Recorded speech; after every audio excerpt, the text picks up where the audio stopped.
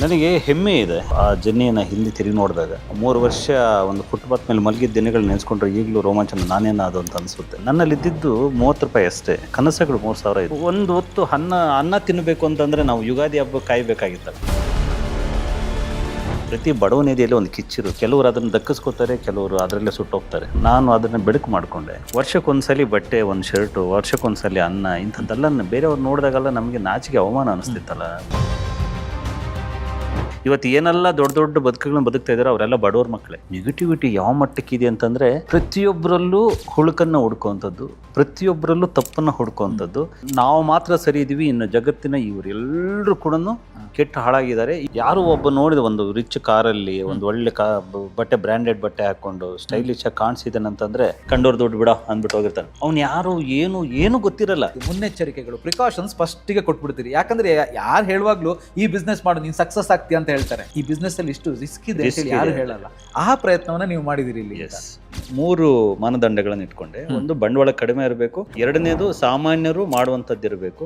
3ನೇದು ಬಂದು ಅದಕ್ಕೆ ಬೇಡಿಕೆ ಯಾವತ್ತು ತಗ್ಗಬಾರ್ದು. ಸೊ ಅದರಿಂದ ಹಪ್ಪಳ ಕೂಡ ಬಂದಿದ್ದು ಅದಕ್ಕೆ, ಟೀ ಅಂಗಡಿ ಬಂದಿದ್ದು ಅದಕ್ಕೆ. ಇವು ಯಾವತ್ತೂ ಇದಕ್ಕೆ ಬೇಡಿಕೆ ತಗ್ಗಲ್ಲ. 20 ದಿವಸ ಆಗಿದೆ ಈ ಪುಸ್ತಕ ಬಂದು.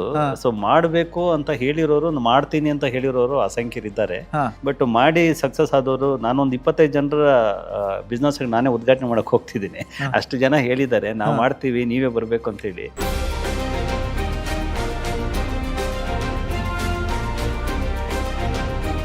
ನಾನು ಅಟ್ಲೀಸ್ಟ್ ಜೀವನ ಮರಣದ ಸಮಸ್ಯೆಗಳನ್ನು ಎದುರಿಸಿ ಇಲ್ಲಿ ತನಕ ಬಂದಿರೋಂಥ. ನಾನೇ ಸೆಕ್ಯೂರಿಟಿ ಗಾರ್ಡ್ ಆಗಿದ್ದು ಒಂದು ಸಂಸ್ಥೆ ಕಟ್ಟಬೇಕು ಅಂತ ಹೊರಟೋಗ್ತೀನಿ ಅಂತ ಹೇಳಿ, ಆಗ ಅಲ್ಲಿದ್ದಂತಹ ಅಷ್ಟು ಜನ ನನ್ನ ವಿರುದ್ಧ ನಿಲ್ತಾರೆ. ಸೊ ನನ್ನ ಹೊಡೆದಾಕ್ಬೇಕು ಅನ್ನೋ ಮಟ್ಟಕ್ಕೆ ಹೋಗುತ್ತೆ ಪರಿಸ್ಥಿತಿಗಳು. ಒಂದು ವ್ಯವಸ್ಥೆ ಹಾಗೆ ವರ್ಕ್ ಮಾಡುತ್ತೆ. ಸೊ ಅಲ್ಲಿ ನೀವು ಪ್ರಬಲ ಆಗದೆ ಹೋದರೆ ನೀವು ಅಲ್ಲಿ ಉಳಿಯೋದೇ ಕಷ್ಟ. ಉದ್ಯೋಗಿ ಆದರೆ ನಾನು ನನ್ನ ಕುಟುಂಬ ಬದುಕ್ಬೋದು, ಉದ್ಯಮಿ ಆದರೆ 6 ಕುಟುಂಬಗಳನ್ನು ಬೆಳೆಸ್ಬೋದು. ನಾನು ಯಾವತ್ತೂ ಆ ಆಪ್ಷನ್ನೇ ನೋಡ್ತೇನೆ. 30 ರೂಪಾಯಿ ಇಟ್ಕೊಂಡು ಬಂದವನು ನಾನು. ಇವತ್ತು ಒಂದು 3,000 ಜನಕ್ಕೆ ಉದ್ಯೋಗ ಕೊಟ್ಟಿದ್ದೀವಿ. $10 ರೂಪಾಯಿ ವ್ಯವಹಾರ ಮಾಡ್ತೀವಿ. ಏನೆಲ್ಲ ಆಗಬಹುದು ಒಬ್ಬ ಮನುಷ್ಯ, ಸಾಧ್ಯತೆಗಳು ಏನೆಲ್ಲ ತನ್ನನ್ನು ತಾನು ವಿಸ್ತಾರ ಮಾಡ್ಕೋದೆಲ್ಲವನ್ನು ದಕ್ಕಿಸ್ಕೊಡ್ತಾ ಹೋಗ್ತಾ ಇದೆ. ನನಗೆ ಆ ಬಗ್ಗೆ, ಆ ಜರ್ನಿ ಬಗ್ಗೆ ಭಾಳ ಹೆಮ್ಮೆ ಇದೆ, ರಿಗ್ರೆಟ್ ಇಲ್ಲ. ಅವತ್ತು 30 ರೂಪಾಯಿ ಇಟ್ಕೊಂಡು ಬಂದಿದ್ರಲ್ಲ, ಇವತ್ತು ವೀರಕಪುತ್ರ ಅವರು ಎಷ್ಟಕ್ಕೆ ಬಾಳ್ತಾರೆ, ಅಂದರೆ ಎಷ್ಟು ದುಡಿತಾರೆ ಅಂತ ಹೇಳಿ ಹೇಳ್ಬೋದಾ? ಪಾಸಿಬಲ್? ಬಡತನವನ್ನು ಗೆದ್ದಿದ್ದೀನಿ, ಅದಕ್ಕಿಂತ ಇನ್ನೇನು ಹೇಳಿ. ಹಾಯ್, ಹಲೋ, ನಮಸ್ಕಾರ. ವೆಲ್ಕಮ್ ಟು ಬಾಸ್ ವಾಲಾ. ನಾನು ಶೇಷಕೃಷ್ಣ ಭಟ್. ಇವತ್ತು ನಮ್ಮ ಜೊತೆಗೆ ಒಬ್ಬ ವಿಶೇಷ ಅತಿಥಿ ಇದ್ದಾರೆ. ಇವರನ್ನ ನೀವೆಲ್ಲಾದ್ರೂ ಮೀಟ್ ಮಾಡಿರ್ತೀರಾ, ಇವ್ರ ಬಗ್ಗೆ ಕೇಳಿರ್ತೀರಾ. ಅಷ್ಟೇ ಅಲ್ಲ, ಸೋಷಿಯಲ್ ಮೀಡಿಯಾದಲ್ಲಿ ಖಂಡಿತವಾಗ್ಲೂ ಇವರ ಬರಹಗಳನ್ನ ಓದಿರ್ತೀರಾ. ಎಸ್, ಇವರು ಉದ್ಯಮಿ, ಕನ್ನಡ ಪರ ಹೋರಾಟಗಾರರು, ವಿಷ್ಣುವರ್ಧನ್ ಅವರ ಅಪ್ಪಟ ಅಭಿಮಾನಿ, ಪ್ರಕಾಶಕರು, ಈಗ ಸಾಹಿತಿ ಕೂಡ ಆಗಿದ್ದಾರೆ. ಒಂದು ಅದ್ಭುತ ಪುಸ್ತಕವನ್ನು ಕೂಡ ಬರೆದಿದ್ದಾರೆ. ಅಷ್ಟೇ ಅಲ್ಲ, ಇನ್ನೊಂದು ವಿಷಯ ಹೇಳಬೇಕು ಅಂತ ಹೇಳಿದ್ರೆ, ಪುಸ್ತಕ ಸಂತೆ ಅಂತ ಹೇಳುವಂತ ಒಂದು ಅದ್ಭುತ ಕಾರ್ಯಕ್ರಮವನ್ನು ಆಯೋಜಿಸೋದ್ರ ಮೂಲಕ ಜನರಿಗೆ ಮತ್ತೆ ಪುಸ್ತಕ ಓದುವ ಹವ್ಯಾಸವನ್ನ ಬೆಳೆಸೋದ್ರ ಜೊತೆಗೆ ಇವತ್ತೊಂದು ಪುಸ್ತಕವನ್ನು ಕೂಡ ಬರೆದಿದ್ದಾರೆ, ಜನರ ಕೈಗೆಟ್ಟಿದ್ದಾರೆ. ಎಸ್, ಅವರೇನೆ ವೀರಕಪುತ್ರ ಶ್ರೀನಿವಾಸ್ ಅವರು. ಇವತ್ತು ಅವ್ರ ಜೊತೆಗೆ ಮಾತನಾಡೋದಕ್ಕೆ ಖಂಡಿತವಾಗ್ಲೂ ಕಾರಣ ಇದೆ. ಅವರು ಒಂದು ಅದ್ಭುತವಾದಂಥ ಸಂಗ್ರಹ ಯೋಗ್ಯ, ಪ್ರತಿಯೊಬ್ಬರಿಗೂ ಕೂಡ ಹೆಲ್ಪ್ ಆಗುವಂಥ ಒಂದು ಪುಸ್ತಕವನ್ನು ಬರೆದಿದ್ದಾರೆ.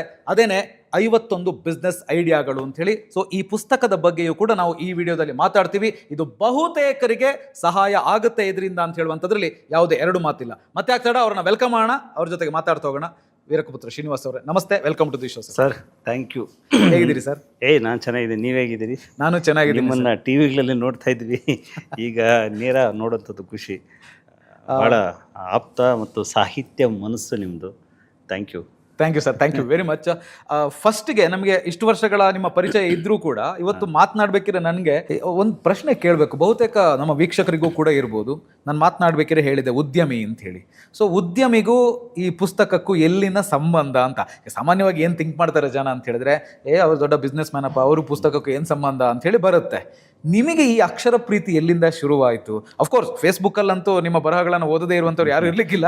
ಬಟ್ ನಾನು ಕೇಳ್ತಾರೆ, ನಿಮಗೆ ಅಕ್ಷರ ಪ್ರೀತಿ ಎಲ್ಲಿಂದ ಸ್ಟಾರ್ಟ್ ಆಯಿತು? ಇಲ್ಲ, ನನಗೆ ಬಾಲ್ಯದಿಂದ ನಾನು ಭಾಳ ಒಳ್ಳೆ ಓದುಗ. ಅದಾದಮೇಲೆ ಉದ್ಯಮಿ, ಅದಾದಮೇಲೆ ತಿರುಗಿ ಇದೆಲ್ಲ ಭಾಳ ಒಳ್ಳೆ ಓದುಗ. ಬಾಲಮಂಗಳ, ಚಂಪಕ ಇವೆಲ್ಲ ನಮ್ಮನ್ನು ರೂಪಿಸಿದಂಥವು. ಅಲ್ಲಿಂದ ಓದಿನ ರುಚಿ ಎತ್ತಿಸ್ಕೊಂಡು ನಾನು 8ನೇ ಕ್ಲಾಸು SLC ಮುಗಿಯೋಷ್ಟೊಳಗೆ ಒಂದು 50-60 ಕಾದಂಬರಿಗಳನ್ನು ಓದಿಟ್ಟಿದ್ದೆ. ಅಷ್ಟು ಒಳ್ಳೆ ಓದುಗ. ಈ ಬೇಸಿಗೆ ರಜೆಯಲ್ಲಿ ಕುರಿ ದನಗಳು ನೋಡ್ಕೊಂಡು ಬೆಟ್ಟಕ್ಕೆ ಹೋದ್ರೆ ಮೇಯಿಸ್ಲಿಕ್ಕೆ, ಅವಳ ಪಾಡ್ಗೆ ಅವಾಗ ಬಿಟ್ಬಿಟ್ಟು ಪುಸ್ತಕ ಇಟ್ಕೊಂಡ್ರೆ ನಮಗೆ ಎಚ್ಚರ ಆಗ್ತಾ ಇದ್ದಿದ್ದು ಎದುರುಗಡೆ ತೋಟದವರು ಕಿರ್ಚ್ಕೊಂಡಾಗ ನಿಮ್ಮ ಎಮ್ಮೆಗಳು ಬಂದು ಇಲ್ಲಿ ಮೇಯ್ತಿದ್ದಾವೆ ಎಲ್ಲಿದೆಯೋ ಅಂತ ಕೇಳಿದಾಗ ನೆನಪಾಗ್ತಾ ಇತ್ತು. ಆ ಮಟ್ಟಕ್ಕೆ ಓದನ್ನು ಹುಚ್ಚು ಹಚ್ಕೊಂಡಂಥವ್ರು. ಆಮೇಲೆ ಇಲ್ಲಿ ಬೆಂಗಳೂರಿಗೆ ಬಂದ ಮೇಲೆ ತಿರುಗಿ ಅದು ಮುಂದುವರಿಕೆ ರವಿ ಬೆಳಗೆರೆ ಅವರು. ಯಾಕೆ ಓದಿದ್ವಿ ಅಂತ ಹೇಳಂಗಿಲ್ಲ, ಅದು ಹಂಗೆ ಓದಿದ್ವಿ. ಆಮೇಲೆ ತಿರುಗಿ ಅವರಿಂದ ನೆಕ್ಸ್ಟ್ ಹಂತ ದಾಟಿ ಕುವೆಂಪು ಅವ್ರ ಪರಿಚಯ ಆದರು, ಪೂಜಂತಿ ಅವ್ರ ಪರಿಚಯ ಆದರು, ಭೈರಪ್ಪನವ್ರ ಪರಿಚಯ ಆದರು, ದೇವನೂರು ಅವ್ರನ್ನ ಓದ್ಕೊಂಡ್ವಿ, ಸಿದ್ಧಲಿಂಗ ಅವ್ರನ್ನ ಓದ್ಕೊಂಡ್ವಿ. ಹೀಗೆ ಓದು ಬೆಳೀತಾ ಹೋಗ್ತು. ವಿಶ್ವೇಶ್ವರ ಭಟ್ರ ಜೊತೆ ಆದರು. ಹಾಗೆ ವಿಸ್ತಾರ ಆಗ್ತಾ ಹೋಗ್ತಲ್ಲ, ಅದು ನಮಗೇನು ವಿಶೇಷ ಅನ್ನಿಸ್ಲೇ ಇಲ್ಲ. ಯಾಕಂದರೆ ಬಾಲ್ಯದಿಂದ ಇದ್ದಿದ್ದರಿಂದ ಅದು ಜೋಡಿಸ್ಕೊತಾ ಹೋಗ್ತಾ ಇದ್ವಿ. ಆ್ಯಕ್ಚುಲಿ ನನಗೆ ಉದ್ಯಮ, ನನ್ನ ಹೆಂಡತಿ, ಮಕ್ಕಳು ಇವರೆಲ್ಲರಿಗಿಂತ ಮುಂದೆಯಿಂದನೇ ಅಕ್ಷರ ಇತ್ತು ನನ್ನ ಜೊತೆಲಿ.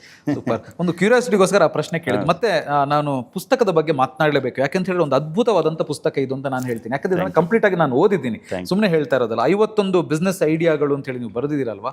ಸೊ ಎಲ್ಲರೂ ಕೂಡ ಪುಸ್ತಕದ ಮೊದಲ ಪುಟದಿಂದ ಶುರು ಮಾಡ್ತಾರೆ. ನಾನು ಎಂಡಿಂದ ಸ್ಟಾರ್ಟ್ ಮಾಡ್ತೀನಿ. 30 ರೂಪಾಯಿ ಇಟ್ಕೊಂಡು ಬೆಂಗಳೂರಿಗೆ ಬಂದು ಕೋಟಿ ರೂಪಾಯಿ ಗಳಿಸುವ ತನಕದ ನನ್ನ ಬದುಕೆ ಈ ಪುಸ್ತಕದ ಬೆನ್ನುಡಿ ಅಂಥೇಳಿ ನೀವು ಬರೆದಿದ್ದೀರಿ. ಯಾಕೆ ಇದನ್ನು ಕೇಳ್ತಾ ಇದ್ದೀನಿ ಅಂತ ಹೇಳಿದ್ರೆ, ಇವತ್ತು ಇಲ್ಲಿ ನಿಂತಿದ್ದೀರಿ ಅಂತ ಹೇಳಿದ್ರೆ ಒಂದು ಸಿಂಹಾವಲೋಕನ ಮಾಡಿದರೆ, ಸಿಂಹಾವಲೋಕನ ಅಂತ ಹೇಳಿದ್ರೆ ಒಂದು ಸಿಂಹ ನಡಿಗೆ ಮಾಡಬೇಕು ಅಂತ ಹೇಳಿದ್ರೆ ನಿಂತ್ಕೊಂಡು ಹಿಂದೆ ತಿರುಗಿ ನೋಡಿ ಸವೆಸಿದ ಹಾದಿಯನ್ನು ನೋಡ್ಕೊಂಡು ಮುಂದೆ ಹೋಗುತ್ತೆ. ಅದಕ್ಕೋಸ್ಕರ ಕೇಳ್ತಾ ಇದ್ದೀನಿ, ನಿಮ್ಮ ಆ ಕಷ್ಟದ ಜೀವನ, ಆ ಏರಿಳಿತಗಳು, ನಷ್ಟ, ಪಟ್ಟಂತಹ ದುಃಖ, ಇದನ್ನೆಲ್ಲ ನೀವು ಒಂದ್ಸರ್ತಿ ತಿರುಗಿ ನೋಡಿದ್ರೆ ಏನಿಸುತ್ತೆ ನಿಮಗೆ? ನನಗೆ ಹೆಮ್ಮೆ ಇದೆ. ಒಂದು ಆ ಜರ್ನಿಯನ್ನು ಹಿಂದೆ ತಿರುಗಿ ನೋಡಿದಾಗ 3 ವರ್ಷ ಒಂದು ಫುಟ್ಪಾತ್ ಮೇಲೆ ಮಲಗಿದ ದಿನಗಳು ನೆನೆಸ್ಕೊಂಡ್ರೆ ಈಗಲೂ ರೋಮಾಂಚನ ನಾನೇನಾದು ಅಂತ ಅನಿಸುತ್ತೆ. ಮನೆ ಇಲ್ಲದೆ, ಒಂದು ರೂಮ್ ಇಲ್ಲದೆ 3 ವರ್ಷ ಬೆಂಗಳೂರಂಥ ಕೋರಮಂಗಲದಂಥ ಒಂದು ಬೀದಿಯಲ್ಲಿ, ಇವತ್ತು ಅದು ಬಂದರೆ ಅದು ಮಿನಿ ಥಾಯ್ಲೆಂಡ್ ಥರ ಅಂತ ಕರೀತಾರೆ ಅದನ್ನು. ಆ ಬೀದಿಯಲ್ಲಿ ನಾನು 3 ವರ್ಷ, ಆ ಕಾಲಕ್ಕೆ 20 ವರ್ಷದಿಂದ ಮಲಗಿದ್ದೆ. ಸೊ ಅಂತಹ ದಿನಗಳು ನಿಂತ್ಕೊಂಡು ನನ್ನಲ್ಲಿದ್ದಿದ್ದು 30 ರೂಪಾಯಿ ಅಷ್ಟೇ, ಬಟ್ ಕನಸುಗಳು 3,000 ಇದ್ದು. ಸೊ ಆ ಕನಸುಗಳನ್ನು ಇಟ್ಕೊಂಡು ಬದುಕೋ ಹಠ ಇತ್ತಲ್ಲ. ಒಂದು ಹೊತ್ತು ಅನ್ನ ತಿನ್ನಬೇಕು ಅಂತಂದರೆ ನಾವು ಯುಗಾದಿ ಹಬ್ಬ ಕಾಯಬೇಕಾಗಿತ್ತಲ್ಲ. ಅಯ್ಯೋಯ್ಯೋ ಇಂಥ ಬದುಕ ನಮ್ಮದು ಅಂತ ಹೇಳಿ ಹಾಕಿವಿ. ಒಳಗಡೆ ಪ್ರತಿ ಬಡವನಿದೆಯಲ್ಲಿ ಒಂದು ಕಿಚ್ಚಿರುತ್ತೆ. ಕೆಲವರು ಅದನ್ನು ದಕ್ಕಿಸ್ಕೋತಾರೆ, ಕೆಲವರು ಅದರಲ್ಲೇ ಸುಟ್ಟೋಗ್ತಾರೆ. ಸೊ ನಾನು ಅದನ್ನು ಬೆಳಕು ಮಾಡಿಕೊಂಡೆ. ಸೊ ಕಟ್ಟಬೇಕು, ಮನೆ ಬದುಕನ್ನು ಕಟ್ಟಬೇಕು, ಬಡತನವನ್ನು ಗೆಲ್ಲಬೇಕು ಅಂತ ಹೇಳಿ ಹೋಗಿದ್ದರಿಂದ ಈ 2 ದಶಕಗಳಲ್ಲಿ ಭಾಳಷ್ಟು ಮಹತ್ತರ ಬದಲಾವಣೆ ಆಯಿತು. ಆ 30 ರೂಪಾಯಿ ಇಟ್ಕೊಂಡು ಬಂದವನು ನಾನು ಇವತ್ತು ಒಂದು 3,000 ಜನಕ್ಕೆ ಉದ್ಯೋಗ ಕೊಟ್ಟಿದ್ದೀವಿ, ಕೋಟ್ಯಾಂತರ ರೂಪಾಯಿ ವ್ಯವಹಾರ ಮಾಡ್ತೀವಿ. ಸೊ ಅದೆಲ್ಲದಕ್ಕಿಂತ ಮುಖ್ಯವಾಗಿ ಏನೆಲ್ಲ ಆಗಬಹುದು, ಒಬ್ಬ ಮನುಷ್ಯ ಸಾಧ್ಯತೆಗಳು ಏನೆಲ್ಲ ತನ್ನನ್ನು ತಾನು ವಿಸ್ತಾರ ಮಾಡ್ಕೋದೆಲ್ಲವನ್ನು ದಕ್ಕಿಸ್ಕೊಳ್ತಾ ಹೋಗ್ತಾ ಇದ್ದೀನಿ. ನನಗೆ ಆ ಬಗ್ಗೆ, ಆ ಜರ್ನಿ ಬಗ್ಗೆ ಭಾಳ ಹೆಮ್ಮೆ ಇದೆ, ರಿಗ್ರೆಟ್ ಇಲ್ಲ. ಮತ್ತು ತುಂಬ ಜನ ಹೇಳ್ತಾರೆ, ನೀನು ಈ ಎತ್ತರಕ್ಕೆ ಬಂದುಬಿಟ್ಟಿದೆ, ಈಗೆಲ್ಲ ನಾವು ಹಳೇದು ಹಿಂಗಿದ್ದೆ ಅಂತ ಹೇಳ್ಕೊಬೇಡ, ನಿನ್ನ ಜನ ಕೇವಲ ಈಗ ಒಳ್ಳೆ ಕಥೆ ಆಯ್ತಲ್ಪ, ಮೋದಿ ಅವತ್ತೆಲ್ಲೋ ಕೂತ್ಕೊಂಡು ಕಸ ಗುಡಿಸ್ತಾ ಇದ್ರು ಅಂತ ಹೇಳ್ಕೊಬಾರ್ದು ಅಂದರೆ ಹೆಂಗಪ್ಪ? ಯಡಿಯೂರಪ್ಪನವ್ರು ಎಲ್ಲೋ ಸೈಕಲಲ್ಲಿ ಓಡಾಡ್ತಾ ಇದ್ರು, ಸಿದ್ದರಾಮಯ್ಯನವ್ರು ಎಮ್ಮೆ ಕಾಯ್ತಿದ್ರು, ಇವರು ದೇವೇಗೌಡರು ಮೋರಿ ಕಾಂಟ್ರಾಕ್ಟ್, ಇವೆಲ್ಲ ಹೇಳ್ಕೊಳ್ದಿದ್ರೆ ಹೆಂಗೆ? ಅವ್ರ ಇತಿಹಾಸನೇ ಅದಲ್ಲ. ಸೊ ಅದರಿಂದ ನನಗೆ ಹೆಮ್ಮೆ ಇದೆ ಸರ್ ಅದ್ರ ಬಗ್ಗೆ. ಅಲ್ಲ, ಯಾಕೆ ಇದನ್ನು ಪರ್ಟಿಕ್ಯುಲರ್ ಆಗಿ ನಾನು ಕೇಳೋದಕ್ಕೆ ಖಂಡಿತವಾಗ್ಲೂ ಕಾರಣ ಇದೆ. ಏನು ಅಂತ ಹೇಳಿದ್ರೆ, ಸಹಜವಾಗಿ ಒಂದು ಜನರ ಥಿಂಕಿಂಗ್ ಹೆಂಗಿರುತ್ತೆ ಅಂತ ಹೇಳಿದ್ರೆ, ಒಬ್ಬ ಯಶಸ್ವಿ ಆಗಿದ್ದಾನೆ, ಒಬ್ಬ ಸಕ್ಸಸ್ಫುಲ್ ಸ್ಟೇಜಲ್ಲಿ ಇದ್ದಾನೆ ಅಂತ ಹೇಳಿದಾಗ ಜನ ನೋಡುವ ದೃಷ್ಟಿಕೋನ ಏನು, ಅವ್ರಿಗೇನಪ್ಪ ಬರ್ಬೇಕಿರನೆ ಎಲ್ಲ ಇತ್ತು, ಅದಕ್ಕೆ ಈ ರೇಂಜ್ಗೆ ಬೆಳೆದಿದ್ದಾರೆ ಅಂತ ಹೇಳಿ. ಅವರ ಸ್ಟ್ರಗಲು, ಅವರ ಕಷ್ಟ ನಷ್ಟ, ಅವರ ಏಳು ಬೀಳುಗಳು ಯಾವುದು ಕೂಡ ಗೊತ್ತಿರೋದಿಲ್ಲ. ನಾನು ಅದಕ್ಕೋಸ್ಕರ ಕೇಳಿದೆ. ಈಗ ನೀವು ಇವತ್ತು ಈ ಪ್ಲೇಸಲ್ಲಿ ಕೂತಿದ್ದೀರಿ ಅಂತ ಹೇಳಿದ್ರೆ ಸುಮ್ಮನೆ ಸಡನ್ ಆಗಿ ಬಂದ್ಬಿಡಲ್ಲ ರಾತ್ರಿ. ಆ ಸ್ಟ್ರಗಲ್ ಹಾದಿ ತುಂಬ ಜನರ ಸಿನಿಕತನ ಇವತ್ತೇನಾಗಿದೆ, ಅವ್ರ ಬುದ್ಧಿಗಳೆಲ್ಲ ಬೆರಳಿಗೆ ಬಂದ್ಬಿಟ್ಟಿದೆ ಸರ್. ನನಗೆ ಅದ್ರ ಬಗ್ಗೆ ಒಂದು ಸ್ವಲ್ಪ ವಿಷಾದ ಇದೆ. ಯಾರು ಒಬ್ಬ ನೋಡಿದ ಒಂದು ರಿಚ್ ಕಾರಲ್ಲಿ ಒಂದು ಒಳ್ಳೆ ಬಟ್ಟೆ, ಬ್ರ್ಯಾಂಡೆಡ್ ಬಟ್ಟೆ ಹಾಕ್ಕೊಂಡು ಸ್ಟೈಲಿಶ್ ಆಗಿ ಕಾಣಿಸಿದ್ದಾನೆ ಅಂತಂದರೆ ಕಂಡೋರ್ ದುಡ್ಡು ಬಿಡ ಅಂದ್ಬಿಟ್ಟು ಹೋಗಿರ್ತಾನೆ. ಅವ್ನು ಯಾರು ಏನು ಗೊತ್ತಿರಲ್ಲ, ಜಸ್ಟ್ ಕಂಡೋರ್ ದುಡ್ಡಲ್ಲಿ ಶೋಕಿ ಮಾಡ್ತೀವಿ ಅಂತ ಹೇಳ್ಬಿಟ್ಟು ಹೋಗ್ಬಿಟ್ಬಿಡ್ತಾನೆ. ಅದು ಎಷ್ಟು ಹರ್ಟ್ ಮಾಡುತ್ತೆ ಅಂತ ಯಾರಿಗೂ ಗೊತ್ತಿರಲ್ಲ. ಅವ್ನು ಎಷ್ಟು ಕಷ್ಟಪಟ್ಟಿದ್ರೆ ಅವನು ಆ ಬಟ್ಟೆ ಹಾಕಕ್ಕೆ ಸಾಧ್ಯ ಆಯಿತು, ಅವ್ನು ಎಷ್ಟು ಕಷ್ಟಪಟ್ಟಿದ್ರೆ ಈ ಸ್ಟೈಲು ಮಾಡ್ಲಿಕ್ಕೆ ಸಾಧ್ಯ ಆಯಿತು. ಅದ್ರ ಹಿಂದಿನ ಪಾಸಿಟಿವಿಟಿನೇ ಯಾರು ಗ್ರಹಿಸಲ್ಲ. ನೆಗೆಟಿವಿಟಿ ಯಾವ ಮಟ್ಟಕ್ಕಿದೆ ಅಂತಂದರೆ, ಪ್ರತಿಯೊಬ್ಬರಲ್ಲೂ ಹುಳುಕನ್ನು ಹುಡ್ಕೋವಂಥದ್ದು, ಪ್ರತಿಯೊಬ್ಬರಲ್ಲೂ ತಪ್ಪನ್ನು ಹುಡ್ಕೋವಂಥದ್ದು, ಮತ್ತು ನಾವು ಮಾತ್ರ ಸರಿ ಇದ್ದೀವಿ, ಇನ್ನು ಜಗತ್ತಿನ ಇವರೆಲ್ಲರೂ ಕೂಡ ಕೆಟ್ಟ ಹಾಳಾಗಿದ್ದಾರೆ, ಇವರಿಂದನೇ ನಾವು ಹೀಗಿದ್ದೀವಿ ಅಂತ ಅಂದ್ಕೊಳ್ಳೋದು, ಈ ಥರದ್ದು ಒಂದು ಮನಸ್ಥಿತಿಗೆ ಬಂದ್ಬಿಟ್ಟಿದೆ.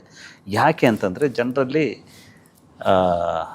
ಅದೊಂದು ಸಿನಿಕತನ ಹೆಚ್ಚಾಗ್ಬಿಟ್ಟಿದೆ. ಈ ರೀಲ್ಸು, ಇನ್ಸ್ಟಾ ಇದೆಲ್ಲ ನೋಡ್ತಾ ಈ ಸಕ್ಸಸ್ ಸ್ಟೋರೀಸು ಅವ್ರಿಗೆ ಇಮ್ಮಿಡಿಯೇಟಾಗಿ ಬೇಕು. ಇದೇನದು ಈ ಫುಡ್ ಕಾರ್ಟಲ್ಲಿ ದೋಸೆ ಸಿಗುತ್ತಲ್ಲ, ಆ ರೇಂಜಲ್ಲಿ ಬೇಕು ಅವ್ರಿಗೆ. ರಾತ್ರಿ ಬಂದ್ಬಿಡು. ಅದು ಸಿಗದೆ ಹೋದಾಗ ಈ ಥರದ ಒಂದು ಅಸಹನೆಯನ್ನು ವ್ಯಕ್ತಪಡಿಸ್ತಿರ್ತಾರೆ. ಅವ್ರ ಬಗ್ಗೆ ಯಾರೂ ಕೇರ್ ಮಾಡೋ ಅಗತ್ಯ ಇಲ್ಲ. ಬಟ್ ಪ್ರತಿಯೊಬ್ಬರಲ್ಲೂ ನಾನು ಕೇಳ್ಕೊಳ್ಳುವಂಥದ್ದು, ಅವನ ಫೋಟೋ, ಅವನ ಸ್ಟೈಲು, ಅವನ ಫಾಲೋವರ್ಸ್ ಅದೆಲ್ಲ ನೋಡ್ಬೇಡ, ಅವ್ನ ಸ್ಟ್ರಗಲ್ ಇದೆಯಲ್ಲ ಅದ್ರ ಹಿಂದ್ಗಡೆ ಹೇಗೆ ಬಂದ. ಹೌದು.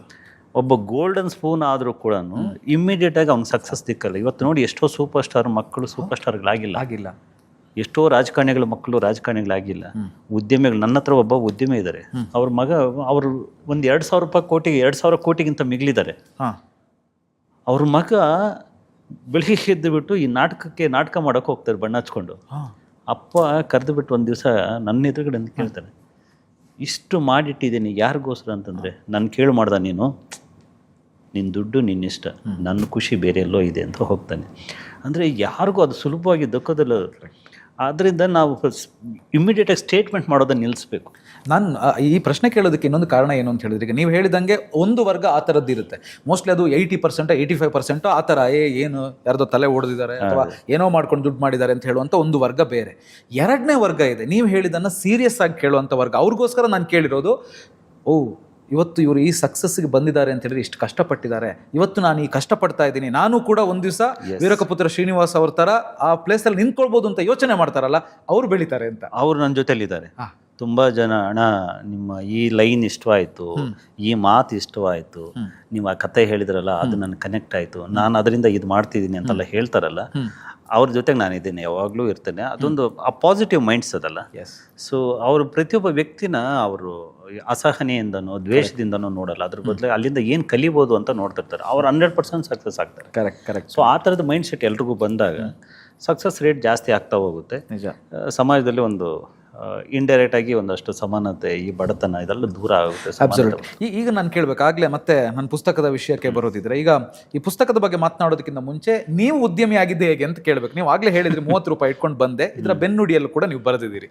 ಸೊ ಇಲ್ಲಿ ಬಿಸ್ನೆಸ್ ಸ್ಟಾರ್ಟ್ ಮಾಡಬೇಕು ಅಂತ ನಿಮಗೆ ಯಾಕೆ ಅನ್ನಿಸ್ತು? ಹೇಗೆ ನೀವು ಸ್ಟಾರ್ಟ್ ಮಾಡಿದ್ರಿ? ನಿಮ್ಮ ಫ್ಯಾಮಿಲಿಯಲ್ಲಿ ಯಾರಾದರೂ ಬಿಸ್ನೆಸ್ ಮಾಡೋದಂಥವ್ರು ಇದ್ರಾ, ಹೇಗೆ ಅಂತ? ಸರ್, ನನ್ನ ವಂಶದಲ್ಲಿ SLC ಪಾಸ್ ಆದ ನಾನೊಬ್ಬ ಮೊದಲನೇವನು. ಇವತ್ತು ಇಂಜಿನಿಯರ್ಸು, ಡಿಗ್ರಿ ಹೋಲ್ಡರ್ಸು ಸಾಕಷ್ಟಿದ್ದಾರೆ. ಬಟ್ ನನ್ನ ವಂಶದಲ್ಲಿ, ಬರೀ ನನ್ನ ಫ್ಯಾಮಿಲಿಯಲ್ಲಿ ವಂಶದಲ್ಲೇ SLC ತನಕ ಬಂದವನು ನಾನು. ರೈತರ ಕುಟುಂಬ, ರೈಟರ್ ಆದವನು ನಾನೇ ಮೊದಲು. ಸೊ ಅಂತ ಈ ಹಿನ್ನೆಲೆ ಏನಿಲ್ಲ. ಬಟ್ ನನಗಿದ್ದದ್ದು ಕಷ್ಟ ಏನು ಅಂತಂದರೆ, ಬಡತನವನ್ನು ಗೆಲ್ಲಲೇಬೇಕಾಯ್ತು. ಭಾಳ ವರ್ಷಕ್ಕೊಂದ್ಸಲಿ ಬಟ್ಟೆ, ಒಂದು ಶರ್ಟು, ವರ್ಷಕ್ಕೊಂದ್ಸಲಿ ಅನ್ನ, ಇಂಥದ್ದೆಲ್ಲ ಬೇರೆಯವ್ರು ನೋಡಿದಾಗೆಲ್ಲ ನಮಗೆ ನಾಚಿಕೆ, ಅವಮಾನ ಅನಿಸ್ತಿತ್ತಲ್ಲ. ಬೆಳಿಬೇಕು ಅನಿಸುತ್ತೆ. ಮತ್ತು ಇವತ್ತು ಏನೆಲ್ಲ ದೊಡ್ಡ ದೊಡ್ಡ ಬದುಕುಗಳನ್ನ ಬದುಕ್ತಾ ಇದ್ದಾರೆ ಅವರೆಲ್ಲ ಬಡವ್ರ ಮಕ್ಕಳೇ. ಅವರೆಲ್ಲ ಒಳಗಡೆ ಒಂದು ಆ ಹಸಿವಿರುತ್ತಲ್ವ ಸರ್, ಅದು ಅಲ್ಲಿ ತನಕ ಕರ್ಕೊಂಡ್ಬಂದಿರುತ್ತೆ. ನಾನು ಒಬ್ಬನೇ ಅಲ್ಲ, ಇವತ್ತು ನೀವು ದೊಡ್ಡ ಯಾವುದೇ ಬಿಸ್ನೆಸ್ ತೊಗೊಳ್ಳಿ, 90% ಬಿಸ್ನೆಸ್ಗಳು ಬಡವರಿಂದನೇ ಎಲ್ಲವೂ ಕಟ್ಟಿರುವಂಥದ್ದು, ಬೆಳೆದಿರುವಂಥದ್ದು. ಸೊ ನಾನು ಹಾಗೆ ಬಂದೆ. ನಾನು ಉದ್ಯಮ ಮಾಡಬೇಕಂತ ಬಂದವನಲ್ಲ, ಒಂದು 4,500 ರೂಪಾಯಿ ತಿಂಗಳು ದುಡಿಬೇಕು ಅಂತ ಬಂದವನು ಬೆಂಗಳೂರಿಗೆ. 4,500 ಸಿಕ್ಕ ನಮ್ಮೂರಲ್ಲಿ ಒಂದು ಭೂತಮ್ ಬೆಟ್ಟ ಇದೆ. ಆ ತಾಯಿ ಕೈ ಮುಗಿದ್ಕೊಂಡು ಬೆಳಿಗ್ಗೆ 5:15 ಬಸ್ ಹತ್ತಿದ್ದು. ತಾಯಿ, ನಾನು 4,500 ರೂಪಾಯಿ ದುಡಿಯೋ ಥರ ಮಾಡು ಅಂತ ಹೇಳಿ ಕೈ ಮುಗಿದು ಬಸ್ ಹತ್ತಿದ್ದು. ನಂಗೆ ಕ್ಯೂರಿಯಾಸಿಟಿ ಕೇಳ್ತೇನೆ, 4,500 ಯಾಕೆ? ಈಗ ಕೇಳುವಾಗ ಹೇಳ್ಬೋದಲ್ಲ, ನಂಗೆ 10,000ದ ಕೆಲಸ ಕೊಡು, 1,00,000ದ ಕೆಲಸ ಕೊಡು. ಇಲ್ಲ ಅಂದರೆ 4,500 ರೂಪಾಯಿಗೆ ನನಗೆ ಒಂದು ಲೆಕ್ಕ ಮಾಡ್ಕೊಂಡಿದ್ದೆ. ಮನೆಗೆ ಗ್ರಾಸರಿಗೆ ಎಷ್ಟು ಬೇಕಾಗುತ್ತೆ, ಅಪ್ಪಂದು ಚೀಟಿ ಕಟ್ಟಕ್ಕೆ ಎಷ್ಟು ಬೇಕಾಗುತ್ತೆ, ಸೊ ನನಗೆ ಇಷ್ಟು ಬಟ್ಟೆ ತೊಗೊಳಕ್ಕೆ ಏನಾಗುತ್ತೆ, ಅಕ್ಕಗೆ ಅಮ್ಮಗೆ ಒಡವೆ ಕೊಡಿಸ್ಬೇಕು, ಮದುವೆ ಮಾಡಿಸ್ಬೇಕು, ಇದಕ್ಕೆಲ್ಲ ಎಷ್ಟಾಗುತ್ತೆ ಅಂತ ಲೆಕ್ಕ ಹಾಕಿದಾಗ 4,500 ಬಂದಿತ್ತು. ಇಷ್ಟು ಸಾಕು ಅಂತ ಅಂದ್ಕೊಂಡಿತ್ತು. ಸೊ ಹೀಗೆ ಒಂದು ಪಟ್ಟಿ ಮಾಡಿಕೊಂಡು ಬೆಂಗಳೂರಿಗೆ ಬಂದಿದ್ದೆ. 4,500 ಲಕ್ಷಗಳೆಲ್ಲ ಕೋಟಿಗಳ ತನಕ ದುಡಿತೇವೆ. ಆದರೆ ಆ 4,500 ರೂಪಾಯಿ ಇಟ್ಕೊಂಡು ಬೆಂಗಳೂರು ಬಂದ ಮೇಲೆ ನನಗೆ ಸಿಕ್ಕಿದ್ದು ಸೆಕ್ಯೂರಿಟಿ ಗಾರ್ಡ್ ಕೆಲಸ. ಗ್ರ್ಯಾಜುಯೇಷನ್ ಆಗಿತ್ತು. ಊರಲ್ಲಿ ಯಾರೋ ಒಬ್ಬರು ಕರ್ಕೊಬಂದು ನಿಮಗೆ ಕೆಲಸ ಕೊಡ್ತೀನಿ ಅಂತ ನಮ್ಮ ಅಣ್ಣ ಹತ್ರ 10,000 ರೂಪಾಯಿ ದುಡ್ಡು ತೊಗೊಂಡು ಸೆಕ್ಯೂರಿಟಿ ಗಾರ್ಡ್ ಕೆಲಸ ಕೊಟ್ಬಿಟ್ಟಿದ್ರು. 10,000 ರೂಪಾಯಿ ಸೆಕ್ಯೂರಿಟಿ ಗಾರ್ಡ್ ಕೆಲಸ. ಸಂಬಳ ಎಷ್ಟು? 1,200. ನನಗೆ ಕುಡಿ ಪರವಾಗಿಲ್ಲ, ನಂಗೆ 4,500 ಬೇಕಷ್ಟೇ, ಸೆಕ್ಯೂರಿಟಿ ಗಾರ್ಡ್ ತಾನೇ ಮಾಡ್ತೀನಿ ಅಂತ. ಆಮೇಲೆ ನಾನು ಅದೇ ಸೆಕ್ಯೂರಿಟಿ ಗಾರ್ಡ್ ಕೆಲಸದಿಂದನೇ ಅದರ ಕಂಪ್ನಿ ಓನರ್ ಆಗೋ ತನಕ, ಅಂದರೆ ನನಗೆ ಸಿಕ್ಕ ಅವಕಾಶಗಳೆಲ್ಲವನ್ನು ಕೂಡ ನಾನು ಬಳಸ್ಕೊಳ್ತಾ ಹೋದೆ. ಸೊ ಎಟ್ ಪ್ರೆಸೆಂಟ್ ನೀವು ಮಾಡ್ತಾ ಇರೋ ಬಿಸ್ನೆಸ್ಸು ಸೆಕ್ಯೂರಿಟಿ ಮತ್ತು ಕನ್ಸ್ಟ್ರಕ್ಷನ್ ಎರಡೂ ಇದೆ. ಸೊ ಆ ಶುರುವಿನಲ್ಲಿ ಆ ಸೆಕ್ಯೂರಿಟಿ ಗಾರ್ಡ್ ಬಿಸ್ನೆಸ್ಸನ್ನೇ ಹಾಗೆ ಬೆಳೆಸ್ಕೊಂಡು ಬಂದು ಇವತ್ತೊಂದು 3,000 ಜನ ಕೆಲಸ ಮಾಡ್ತಾರೆ. ಸೊ ಕನ್ಸ್ಟ್ರಕ್ಷನ್ ಕಂಪನಿ ಇದೆ, ಕನ್ಸ್ಟ್ರಕ್ಟ್ ಮಾಡ್ತೀನಿ ಬಿಲ್ಡಿಂಗ್ಸು. ಇವೆರಡನ್ನೂ ಮಾಡಿಕೊಂಡು ನಾನು ಉದ್ಯಮಿ ಆಗಿದ್ದು. ಸಂದರ್ಭಗಳು ನನ್ನನ್ನು ಉದ್ಯಮಿಯನ್ನಾಗಿಸಿದವೆ ಹೊರತು ನಾನು ಉದ್ಯಮಿ ಆಗಬೇಕು ಅಂತ ಬಂದವನಲ್ಲ. ಸೊ ಬಟ್ ಆ ಉದ್ಯಮದಿಂದ ಕಲಿತ ಅಲ್ಲಿಂದ ನನ್ನ ಜರ್ನಿ ಇತ್ತಲ್ಲ, ಸೊ ಉದ್ಯಮಿಗಿರಬೇಕಾದ ಎಲ್ಲ ಲಕ್ಷಣಗಳನ್ನು ನನ್ನಲ್ಲಿ ಜೋಡಿಸ್ತಾ ಹೋಗ್ತು. ಒಂದು ಎದೆಗಾರಿಕೆ, ಆನ್ ಟೈಮ್ ಡಿಸಿಷನ್ಸು ಮತ್ತು ಸೋಲಿಗೆ ಅಂಜದೇ ಇರುವಂಥದ್ದು ಇಂಥವೆಲ್ಲನೂ ಮೈಗೂಡಿಸ್ಕೊಳ್ತಾ ಹೋಗ್ತಾ ಹೋದಲ್ವ. ಸೊ ಸಕ್ಸಸ್ದು ಒಂದು ಸರಿ ಸಿಕ್ಬಿಟ್ಟ ಮೇಲೆ ಅದನ್ನು ಬೆಳೆಸ್ಕೊಳ್ಳೋದು ದೊಡ್ಡ ವಿಷಯ ಅಲ್ಲ. ಹೌದು, ಅದು ಮತ್ತೆ ಅವರ ಇದರಲ್ಲೇ ಇರುತ್ತೆ. ಅದನ್ನ ಬಿಟ್ಟರೆ ಅವರಿಗೆ ಲಾಸ್. ಅದೇ ಕಂಟಿನ್ಯೂ ಮಾಡ್ಕೊಂಡು ಹೋಗ್ತೀರಿ ಅಂತ ಹೇಳಿದ್ರೆ ಅವ್ರ ಮೇಲೆ ಡಿಪೆಂಡ್ ಆಗಿರುತ್ತೆ. ಸಿಗುತ್ತೆ ನಿಮ್ಗೆ ಯಾವುದೋ ಒಂದು ಸಂದರ್ಭದಲ್ಲಿ ಒಂದು ಅವಕಾಶ ಸಿಗುತ್ತೆ, ಒಂದು ರೈಟ್ ಪಾಯಿಂಟ್ ಸಿಗುತ್ತೆ, ರೈಟ್ ಪಾತ್ ಸಿಕ್ಕಿರುತ್ತೆ, ನೀವು ಆವಾಗ ದಾರಿ ತಪ್ಪಬಾರ್ದು ಅಷ್ಟೇ. ಓಕೆ, ಇದು ಫೈನ್. ಇದು ಬಿಸ್ನೆಸ್ಸು, ನೀವು ಸ್ಟಾರ್ಟ್ ಮಾಡಿರೋದು, ಬಿಸ್ನೆಸ್ಸನ್ನು ಡೆವಲಪ್ ಮಾಡ್ತಾ ಇರೋದು, ಯಾವ ರೇಂಜ್ಗೆ ಬೆಳೆದು ನಿಂತಿದ್ದೀರಿ ಅಂತ ಹೇಳುವಂಥದ್ದನ್ನು ಹೇಳಿದ್ರಿ. ಸೊ ಇನ್ನೊಂದು ನಾನು ಕೇಳಬೇಕು, ಬಹುಶಃ ಎಲ್ರಿಗೂ ಈ ಪ್ರಶ್ನೆ ಇರ್ಬೋದು, ಅವತ್ತು 30 ರೂಪಾಯಿ ಇಟ್ಕೊಂಡು ಬಂದಿದ್ರಲ್ಲ, ಇವತ್ತು ವೀರಕಪುತ್ರ ಅವರು ಎಷ್ಟಕ್ಕೆ ಬಾಳ್ತಾರೆ, ಅಂದರೆ ಎಷ್ಟು ದುಡಿತಾರೆ ಅಂತ ಹೇಳಿ ಹೇಳ್ಬೋದಾ? ಪಾಸಿಬಲ್? ಬೇಡ ಬಿಡಿ ಸರ್. ಆಗಲೇ ಹೇಳಿದ್ನಲ್ಲ, ಆಸಹನೆಗಳು ದೊಡ್ಡ ಮಟ್ಟದಲ್ಲಿರುತ್ತೆ, ನಮ್ಮನ್ನು ನೋಡೋ ರೀತಿಗಳು ಬದಲಾಗುತ್ತೆ. ಚೆನ್ನಾಗಿದ್ದೀನಿ, ತುಂಬ ಚೆನ್ನಾಗಿದ್ದೀನಿ. ನನ್ನ ಇಡೀ ಕುಟುಂಬ, ನನ್ನ ಮನೆಯ ಅಣ್ಣ, ಅಕ್ಕ, ತಮ್ಮ, ಅವ್ರ ಮಕ್ಕಳು ಎಲ್ಲರೂ ಚೆನ್ನಾಗಿದ್ದೀವಿ. ಆ ಮಟ್ಟಕ್ಕೆ ಸಂಪಾದನೆ ಮಾಡ್ಕೊಂಡಿದ್ವಿ, ಬಡತನವನ್ನು ಗೆದ್ದಿದ್ದೀನಿ. ಅದಕ್ಕಿಂತ ಏನು ಹೇಳ್ಕೊಡಿ, ಯಶಸ್ವಿಯಾಗಿದ್ದೀನಿ ಅಂತ 100% ಹೆಮ್ಮೆಯಿಂದ ಹೇಳ್ಕೊತೀನಿ. Yes sir. ಮತ್ತೆ ಈಗ ಪುಸ್ತಕದ ವಿಷಯಕ್ಕೆ ಬರ್ತೀನಿ. 51 ಬಿಸ್ನೆಸ್ ಐಡಿಯಾಗಳು ಅಂತೇಳಿ ಪುಸ್ತಕವನ್ನು ಬರೆದಿದ್ದೀರಿ. ಭಾಳಷ್ಟು ಜನ ಇದನ್ನು ಓದ್ತಾ ಇದ್ದಾರೆ, ನಾನು ಕೂಡ ಕಂಪ್ಲೀಟ್ ಆಗಿ ಓದಿದ್ದೀನಿ. ತುಂಬ ಜನ ಇದ್ರ ಬಗ್ಗೆ ಒಳ್ಳೆ ಫೀಡ್ಬ್ಯಾಕ್ ಕೂಡ ಕೊಡ್ತಾ ಇದ್ದಾರೆ, ಅದ್ರ ಬಗ್ಗೆ ಮಾತಾಡ್ತೀನಿ. ಬಟ್ ಈ ಪುಸ್ತಕವನ್ನು ಬರೀಬೇಕು ಅಂತ ಹೇಳಿ ಒಬ್ಬ ಉದ್ಯಮಿಯಾಗಿ ನಿಮಗೆ ಯಾಕೆ ಅನ್ನಿಸ್ತು? ಇದರ ಹಿಂದೆ ಏನಾದ್ರು ಸ್ಫೂರ್ತಿ ಏನಾರು ಇದೆಯಾ ಅಂತ? ಸ್ಫೂರ್ತಿ ಏನಿಲ್ಲ ಸರ್. ಇವತ್ತು ನೀವು ಅನೇಕ ಹಳ್ಳಿಯ ವಿದ್ಯಾರ್ಥಿಗಳು ಮತ್ತು ITI ಅವಿದ್ಯಾವಂತರು ಇವ್ರನ್ನೆಲ್ಲ ನೋಡಿದರೆ ಇವ್ರಿಗೆ ಸಮಸ್ಯೆ ಏನು ಅಂತಂದರೆ ಮಾರ್ಗದರ್ಶನದ ಕೊರತೆ. ನೀವು MBA ಲ್ಯಾಂಗ್ವೇಜಲ್ಲಿ ಇವ್ರಿಗೆ ಹೇಳಿಕೊಟ್ರೆ ಇವ್ರಿಗೆ ಅರ್ಥವಾಗಲ್ಲ. ಸೊ ಮತ್ತು ನಮ್ಮಲ್ಲಿರುವಂತಹ MBA ಕೋರ್ಸುಗಳು, IBM, IIM ಇವ್ಯಾವು ಕೂಡ ಬಿಸ್ನೆಸ್ ಮ್ಯಾನ್ಗಳನ್ನು ಸೃಷ್ಟಿ ಮಾಡ್ತಿಲ್ಲ, ಥಿಯರಿ ಹೇಳ್ತಿದ್ದಾರೆ. ಸೊ ಆದರೆ ಇವರಿಗೆ ಒಬ್ಬ ಪಕ್ಕದಲ್ಲಿ ಕೂತ್ಕೊಂಡು ಮಗ ಈ ಬಿಸ್ನೆಸ್ ಮಾಡೋ ಅಂತ ಹೇಳುವಂತಹ ಒಂದು ಶೈಲಿ ಬೇಕಿತ್ತು. ಕರೆಕ್ಟ್. ಮತ್ತು ನನಗೆ ನಾನೊಬ್ಬ ಉದ್ಯಮಿಯಾಗಿ ಅಂತ ಎಸ್ಟಾಬ್ಲಿಷ್ ಆಗಿರೋದ್ರಿಂದ ಇಡೀ ರಾಜ್ಯಕ್ಕೆ ಗೊತ್ತಿಲ್ಲದೆ ಇರ್ಬೋದು, ನಮ್ಮ ಸುತ್ತಮುತ್ತ ವರ್ಗಕ್ಕೆ ನಾನೊಬ್ಬ ಬಿಸ್ನೆಸ್ ಮ್ಯಾನಪ್ಪ ಅಂತ ಹೇಳ್ಬಿಟ್ಟು ಅನ್ಸ್ಕೊಳ್ಳೋಷ್ಟು ಪರಿಚಯ ನಾನು. ಅದಕ್ಕೆ ಅವರೆಲ್ಲ ಬರ್ತಾರೆ, ಸರ್ ನಾನು ಏನಾದ್ರು ಮಾಡ್ಬೇಕಂತಿದ್ದೀನಿ, ಅಣ್ಣ ಏನಾದ್ರು ಮಾಡ್ಬೇಕಂತಿದ್ದೀನಿ ಅಂತ ಬರ್ತಾರಲ್ಲ. ಇಲ್ಲ, ಬಹುಶಃ ತುಂಬ ಜನ ಕೇಳೋದು, ಈಗ ಹೋಗ್ಬೇಕಾದ್ರೆ ನಾವೇನೋ ಒಂದು ಮಾತಾಡಿರ್ತೀವಿ, ಸರ್ ಒಂದು ಬಿಸ್ನೆಸ್ ಮಾಡಬೇಕು, ಏನು ಬಿಸ್ನೆಸ್ ಮಾಡೋದು? ಹೌದೌದು, ಇದೇ ಥರ ತುಂಬ ಜನ ಬರ್ತಾರೆ. ಮತ್ತು ನಾನು ನಿಮ್ಮ ಜೊತೆ ಸೇರ್ಕೊಂಡು ಏನಾದ್ರು ಮಾಡಬೇಕು ಅಂತಿದ್ದೀನಿ ಅಂತೆಲ್ಲ ಬರ್ತಾರೆ. ಅದು ನನಗೆ ಟ್ರಿಗರ್ ಆಗಿ ಈ ಕೆ ಶಿವರಾಮ ಅವರು ಇದ್ರಲ್ವ, IAS ಆಫೀಸರ್ ಅವರು, ಕನ್ನಡದಲ್ಲಿ IAS ಬರೆದು ಪಾಸ್ ಆದಂಥವ್ರು. ಅವರು ಹಾಗೆ ಆ ಸಕ್ಸಸ್ ಸ್ಟೋರೀಸು ಎಲ್ಲ TV ಪತ್ರಿಕೆಗಳಲ್ಲಿ ಬಂದ ಮೇಲೆ ದಿನ ಅವರ ಕಚೇರಿ ಮುಂದ್ಗಡೆ 10 ವಿದ್ಯಾರ್ಥಿಗಳು ಕೂತಿರೋರಂತೆ. ಸರ್ ನಾವು ಮಾಡ್ಬೇಕಂತಿದ್ವಿ, ನಾವು ನಿಮ್ಮಂತ ಆಗ್ಬೇಕಂತಿದ್ಯಾ, ನಾನು ಹೇಳಿ ಸರ್ ಅಂತ. ಇವ್ರು ಎಷ್ಟು ದಿವಸ ಇವ್ರು ಕೆಲಸ ಬಿಟ್ಬಿಟ್ಟು DC ಕೆಲಸ ಬಿಟ್ಟು ಹೇಳ್ಕೊಂಡಿರೋದು. ಹೌದು. ಅದಕ್ಕೆ ಇವ್ರು ಒಂದು ಕೆಲಸ ಮಾಡಿದ್ರಂತೆ, ಒಂದು ವಾರ 15 ದಿವಸ ಎಲ್ಲ ಕೂತ್ಕೊಂಡು ಬರೆದ್ರಂತೆ, ಏನೇನು ಮಾಡಬೇಕು, ನಾನು ಏನೇನು ಅನುಸರಿಸಿದೆ, ಹೇಗೆ ಓದಿದೆ, ಎಷ್ಟೆಲ್ಲ ಓದಿದೆ, ಯಾವುದನ್ನೆಲ್ಲ ಓದಿದೆ ಅಂತೆಲ್ಲ ಬರೆದು ಒಂದು ಜೆರಾಕ್ಸ್ ಮಾಡಿಸಿದ್ರಂತೆ, ಒಂದು 3 ಮಾಡಿಬಿಟ್ಟು ಅಲ್ಲಿ ಅವ್ರ ಪ್ಯೂನ್ ಹತ್ರ ಕೊಟ್ಬಿಟ್ಟು, ಯಾರೇ ಬಂದು ಎಲ್ಲರೂ ಮಾರ್ಗದರ್ಶನ ಕೇಳಿದ್ರೆ ಒಂದು ಕೊಟ್ಟು ಕಳಿಸುವಂತ. ನಾನು ಇದನ್ನು ಕಲರ್ಫುಲ್ಲಾಗಿ ಮಾಡಿದ್ದೀನಿ ಅಷ್ಟೇ. ಅದನ್ನು ಯಾರೋ ಬಿಸ್ನೆಸ್ ಹಣ ಏನೋ ಮಾಡ್ಬೇಕಂತಿದೆಯೋ ಬರ್ತಾರಲ್ಲ, ಅವರಿಗೆ ಇದೊಂದು ಐಡಿಯಾಗಳನ್ನು ಈ ಥರ ಮಾಡ್ರಪ್ಪ, ಇದೇ ಬೇಸಿಕ್ ಇಷ್ಟೇ. ನಿನಗೆ ಏನು ಸ್ಕಿಲ್ ಇರಬೇಕು ಅನ್ನೋಂಥದ್ದು ಒಂದು, ನಿನ್ನ ಹೂಡಿಕೆ ಎಷ್ಟಿರಬೇಕು ಅನ್ನೋದು, ಸೊ ನಿಂಗೆ ಎಲ್ಲಿ ಲೋನ್ ಸಿಗುತ್ತೆ ಅನ್ನೋಂಥದ್ದು, ನಿನಗೇನು ಕಷ್ಟಗಳು ಬರ್ಬೋದು ಅಂತ, ಎಷ್ಟು ಲಾಭ ಬರ್ಬೋದು ಅಂತ, ಈ ಥರದ್ದು ಸಣ್ಣ ಸಣ್ಣ ವಿಷಯಗಳನ್ನು ನಾನು ಈಗ ಕೂತ್ಕೊಂಡು ಶೇಷಕೃಷ್ಣ ಅವರಿಗೆ ಹೇಳ್ದಂಗೆ, ನೋಡ್ಗುರ್ವೆ ಹಿಂಗಿದೆ, ಇದು ಹಾಕಿದ್ರೆ ಇದು ಬರುತ್ತೆ, ಈ ತರ ಹೇಳ್ದಂಗೆ ಬರೆದು ಬಿಟ್ಟಿದೆ. ಸರ್, ಸಾಮಾನ್ಯವಾಗಿ ಈಗ ಬಿಸ್ನೆಸ್ ಮಾಡ್ತಾ ಇರುವಂತವ್ರು ಏನು ಯೋಚನೆ ಮಾಡ್ತಾರೆ ಅಂತ ಹೇಳಿದ್ರೆ, ತಮ್ಮ ಬಿಸ್ನೆಸ್ ಅನ್ನ ನೆಕ್ಸ್ಟ್ ಲೆವೆಲ್ಗೆ ಹೆಂಗೆ ತಗೊಂಡು ಹೋಗ್ಬೋದು ಅಂತ ಹೇಳೋದ್ರ ಬಗ್ಗೆನೇ ಯೋಚನೆ ಮಾಡ್ತಾರೆ. ಅದನ್ನ ಬಿಟ್ಟು ಬೇರೆಯವರು ಬಿಸ್ನೆಸ್ ಮಾಡಲಿ ಅಂತೇಳಿ ಅವರು ಯಾವುದೇ ರೀತಿ ಸಪೋರ್ಟ್ ಮಾಡೋದಕ್ಕೆಲ್ಲ ಹೋಗಲ್ಲ. ಕೇಳಿದ್ರೆ ಅವ್ನು ಸುಮ್ಮನೆ ಏನೋ ಸಜೆಷನ್ ಕೊಟ್ಟು ಕಳಿಸ್ತಾರೆ. ಅಂಥದ್ರಲ್ಲಿ ನೀವು ಕಷ್ಟಪಟ್ಟು ಬಿಸ್ನೆಸ್ ಅನ್ನ ಕಟ್ಟಿ, ಬಿಸ್ನೆಸ್ ಜೊತೆಗೆ ಕನ್ನಡ ಪರ ಕೆಲಸಗಳನ್ನ, ಪುಸ್ತಕಕ್ಕೆ ಸಂಬಂಧಪಟ್ಟ ಕೆಲಸಗಳನ್ನ ಮಾಡ್ತಾ ಬಿಸ್ನೆಸ್ ಐಡಿಯಾಗಳನ್ನ ಕೊಡ್ತಾ ಇದ್ದೀರಿ ಈ ಪುಸ್ತಕದ ಮೂಲಕ. ಯಾಕೆ ಕೊಡಬೇಕು ಅಂತ ಅನ್ನಿಸ್ತು? ನನ್ನಂತಾಗಲಿ ಎಲ್ಲರೂ ಅಂತ, ನನ್ನ ಸುತ್ತಮುತ್ತ ಇರೋರೆಲ್ಲ ನನ್ನಂತ ಆಗಬೇಕು ಅಂತ ಆಸೆ ಪಟ್ಟೆ. ಯಾಕಂದ್ರೆ ತುಂಬ ಕಷ್ಟದಲ್ಲಿದ್ದಾರೆ. ಒಬ್ಬ ಬಡವ 10ರಷ್ಟು ಬಡವ ಆಗ್ಬಿಡ್ತಾನೆ. ಒಂದ್ಸಲಿ ಅನಾರೋಗ್ಯದ ಸಮಸ್ಯೆ ಆದರೆ, ಅವ್ರ ಮನೇಲಿ ಒಂದು ಮದುವೆ ಆದರೆ, ಒಂದು ಅಪಘಾತ ಆದರೆ, ಅವ್ನು ಇನ್ನೊಂದು 10 ವರ್ಷ ಹಿಂದಕ್ಕೆ ಹೋಗ್ಬಿಡ್ತಾನೆ. ಹೌದು. ಈ ಜಾಬ್ ಮಾಡೋರು ಕಷ್ಟ ಎಲ್ಲ ಇಷ್ಟೇ ಪಾಪ, ಅವರು ಯಾವತ್ತೂ ಹೀಗೆ ಎದ್ಬಿಡ್ತಾರೆ. ಅದಕ್ಕೆ ಒಂದಷ್ಟು ಉದ್ಯಮ ಶುರು ಮಾಡಿ ಒಂದು ಸಣ್ಣ ಮಟ್ಟದ ಸಕ್ಸಸ್ ಸಿಕ್ಬಿಟ್ರು ಕೂಡ ಈ ಆರಂಭಿಕವಾದ ಸಮಸ್ಯೆಗಳಿಂದ ಈಚೆ ಬಂದ್ಬಿಡ್ತಾರೆ. ಸೊ ಆ ಕಾರಣಕ್ಕೋಸ್ಕರ ನನಗೆ ಈ ಸುತ್ತಮುತ್ತ ಇರೋರಿಗೆಲ್ಲ ನಾನು ಎಷ್ಟು ಜನರಿಗೆ ಹೆಲ್ಪ್ ಮಾಡಬಲ್ಲೆ ಹಣ ಕೊಟ್ಟು, ಕರೆಕ್ಟ್, ಎಷ್ಟು ಜನರ ಕಷ್ಟಕ್ಕೆ ಆಗಬಲ್ಲೆ, ಅದ್ರ ಬದಲು ಎಷ್ಟು ಜನಕ್ಕೆ ಐಡಿಯಾ ಕೊಡ್ಬೋದು, ಬಾಯಿ ಮಾತಲ್ಲೂ ಬಂದವರಿಗೆ ಎಷ್ಟು ಜನಕ್ಕೆ ಕೊಡ್ಬೋದು. ಅದ್ರ ಬದಲು ಇದೊಂದು ಆದಾಗ ಒಂದು ಅಟ್ಲೀಸ್ಟ್ ಒಂದು ಮೋಟಿವೇಶನ್ ಆಗಲಿ. ಮೋಟಿವೇಶನ್ ಪುಸ್ತಕ ಅಲ್ಲ ಇದು, ಬಟ್ ಎಕ್ಸಿಕ್ಯೂಷನ್ ಲೆವೆಲ್ ಪುಸ್ತಕ ಇದು. ಹೌದು. ಸೊ ಅದಾಗಲಿ ಅಂತ ಹೇಳ್ಬಿಟ್ಟು ಇದನ್ನು ಬರಿಬೇಕನ್ನಿಸ್ತು. ನನ್ನ ಹಾಗೆ ಎಷ್ಟೊಂದು ಜನ ಇರ್ಬೋದು ಇವತ್ತಿಗೂ ಕೂಡ. ನಾನು 2 ದಶಕದ ಹಿಂದೆ ಇದ್ದಂತಹ ಶ್ರೀನಿವಾಸದಂಗೆ ಇವತ್ತು ಎಷ್ಟು ಜನ ಇರ್ಬೋದಲ್ಲ. ಅವ್ರು ಯಾರಿಗಾದ್ರೂ ನನಗೆ ಇದ್ದು ದೊಡ್ಡ ಸಮಸ್ಯೆ ಸರ್ ಹೇಳ್ಬಿಡ್ತೀನಿ. ಅವನು ಯಾರೋ ನನ್ನ ಸೆಕ್ಯೂರಿಟಿ ಗಾರ್ಡಾಗಿ ಸೇರಿಸಿದ್ನಲ್ಲ, ಅವನು ನನ್ನನ್ನು ಅದ್ಯಾವುದೋ ಒಂದು ಆಫೀಸ್ ಮುಂದೆ ಸೇರಿಸ್ಬಿಟ್ಟ. ನಾನು ಅಲ್ಲಿ ಏನಾಗಬೇಕು ಆಗ್ಬಿಟ್ಟೆ ಈಚೆ ಬಂದೆ. ನಾನು ಟಾಪ್ ಏನಾಗಬೇಕು ಅದಾಗ್ಬಿಟ್ಟೆ ಈಚೆ ಬಂದೆ. ನನ್ನನ್ನು ಇವಾಗ ಅಂದ್ಕೊಳ್ಳೋ, ನನ್ನನ್ನು ಯಾಕೆ ಅವನ್ನ ಕರ್ಕೊಂಡೋಗ್ಬಿಟ್ಟು ಈ ವಜ್ರೇಶ್ವರಿ ಕಂಬೈನ್ಸ್ ಮುಂದೇನು, ಈಶ್ವರಿ ಪ್ರೊಡಕ್ಷನ್ ಮುಂದೇನು, ಇಲ್ಲೆಲ್ಲ ಗಾಂಧಿನಗರದಲ್ಲಿ ಎಲ್ಲರೂ ಒಂದು ಕಡೆ ಸೇರಿಸ್ಬಾರ್ದಾಗಿತ್ತು ಅಂತ. ಯಾಕಂದ್ರೆ ಅಲ್ಲಿ ಸಕ್ಸಸ್ ರೇಟ್ ಜಾಸ್ತಿ ಇರುತ್ತೆ. ಅಂದರೆ ಅಲ್ಲಿ ಹೋದ್ರೆ ಪ್ರಸಿದ್ಧಿ, ನಿಮಗೆ ಹಣದ ಜೊತೆಗೆ ಪ್ರಸಿದ್ಧಿನೂ ಬರುತ್ತೆ. ಅಥವಾ ನನ್ನ ಯಾವುದೋ ಕಾಂಗ್ರೆಸ್ BJP JDS ಕಚೇರಿ ಮುಂದೆ ಸೆಕ್ಯೂರಿಟಿ ಯಾಕೆ ಮಾಡಬಾರ್ದಾಗಿತ್ತು ಅಂತ ಅಲ್ಲಿಗೆ ಹೋಗ್ಬಿಡ್ತಾ ಇದ್ದೆ. ಅಲ್ಲೇನೋ ಇನ್ನೊಂದು ರಾಜಕೀಯವಾಗಿ ಇನ್ನೊಂದು ಹಂತಕ್ಕೆ ಹೋಗ್ಬಿಡ್ತಾ ಇದ್ವಲ್ಲ. ಸಮಸ್ಯೆ ಏನು ಅಂದರೆ, ನಂದು ಆ ಪಾಯಿಂಟ್ ಮಾತ್ರ ತಗೊಳ್ಳಿ, ನಮ್ಗೆಲ್ರಿಗೂ ಮಾರ್ಗದರ್ಶನದ ಕೊರತೆ ಇರೋದು. ಬೆಂಗಳೂರು ಬಂದ ತಕ್ಷಣನೇ ನಮಗೆ ಆ ರೋಡ್ ಮ್ಯಾಪು ಎಲ್ಲಿ ಹೋದ್ರೆ ಏನು ತಲುಪ್ತೀವಿ ಅಂತ ಗೊತ್ತಿಲ್ಲ ನಮಗೆ.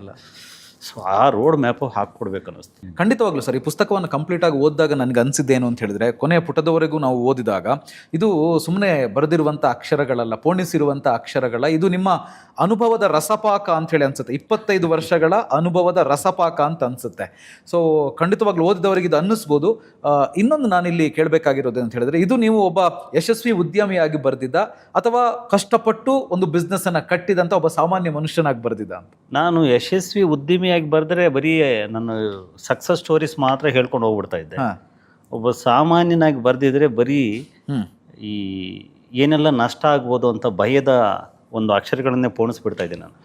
ಹಿಂಗಾದ್ರೆ ಹಿಂಗಾಗ್ಬಿಡುತ್ತೆ ಅಂತ. ಬಟ್ ನಾನು ಒಬ್ಬ ಸಾಮಾನ್ಯ ಮನುಷ್ಯನಾಗಿ ಯಶಸ್ವಿ ಉದ್ಯಮಿ ಆಗಿದ್ದರಿಂದ ನನಗೆ ಎರಡನ್ನೂ ಕೂಡ ಸೇರ್ಸಕ್ಕೆ ಸರಿ ಆಯ್ತು. ಇದು ನೀವು ಹೇಳಿದಲ್ಲ ರಸಪಾಕ ಅಂತ ಹೇಳ್ಬಿಟ್ಟು, ಎಲ್ಲ ಒಂದು ಕಂಬೈನ್ ಮಾಡಿ ಬರೀಲಿಕ್ಕೆ ಸಾಧ್ಯ ಆಯಿತು. ಒನ್ ಸೈಡ್ ಆಗಿಲ್ಲ ಇದು. ಓಕೆ. ಸೊ ನೀವು ಮಳೆ ಬರ್ತಿದೆ ಅಂತ ಗೊತ್ತಾದರೆ ಕೊಡೆ ಇಟ್ಕೊಂಡು ಹೋಗೋದು ಜಾಣತನ. ಕರೆಕ್ಟ್. ನೀವು ಮಳೆ ಬರ್ತಿದೆ ಅಂತ ಗೊತ್ತಿದ್ರು ನೀವು ಅಂಬ್ರೆಲ್ಲ ಇಲ್ದಿದ್ರು ನಡೆಯುತ್ತೆ ಅಂತ ಹೋದರೆ ಒದ್ದೆ ಜ್ವರ ಬರುತ್ತೆ. ಅದನ್ನು ನಾನು ಮಾಡಿದೆ. ನೀವು ಯಾರಿಗೋ ಒಬ್ಬರಿಗೆ ನಾನು ರೋಡ್ ಮ್ಯಾಪ್ ಹಾಕ್ಕೊಡ್ತಾ ಇದ್ದೀನಿ ಅಂದರೆ ಅಲ್ಲಿರುವಂಥ ಸ್ಪೀಡ್ ಹಂಪ್ಸ್ ಬಗ್ಗೆನೂ ನಾನು ಹೇಳಬೇಕು, ಡಿವಿಷನ್ಸ್ ಬಗ್ಗೆನೂ ಕೂಡ ನಾನು ಹೇಳಬೇಕು ಅಂತ ಅಂದ್ಕೊಂಡೆ. ಅದರಿಂದ ಅದು ಬರ್ತಿದ್ದಾಯಿತು. ಇದು ಯಶಸ್ವಿ ಉದ್ಯಮಿ ಸಾಮಾನ್ಯ ಅಂತಲ್ಲ, ಒಂದು ಕ್ಲಿಯರ್ ಇಮೇಜನ್ನು ಕಟ್ಕೊಳ್ಬೇಕು ಒಂದು ಉದ್ಯಮಕ್ಕೆ ಸಂಬಂಧಪಟ್ಟಾಗಿ ಏನಿರುತ್ತೆ ಅಂತ ಹೇಳಿ.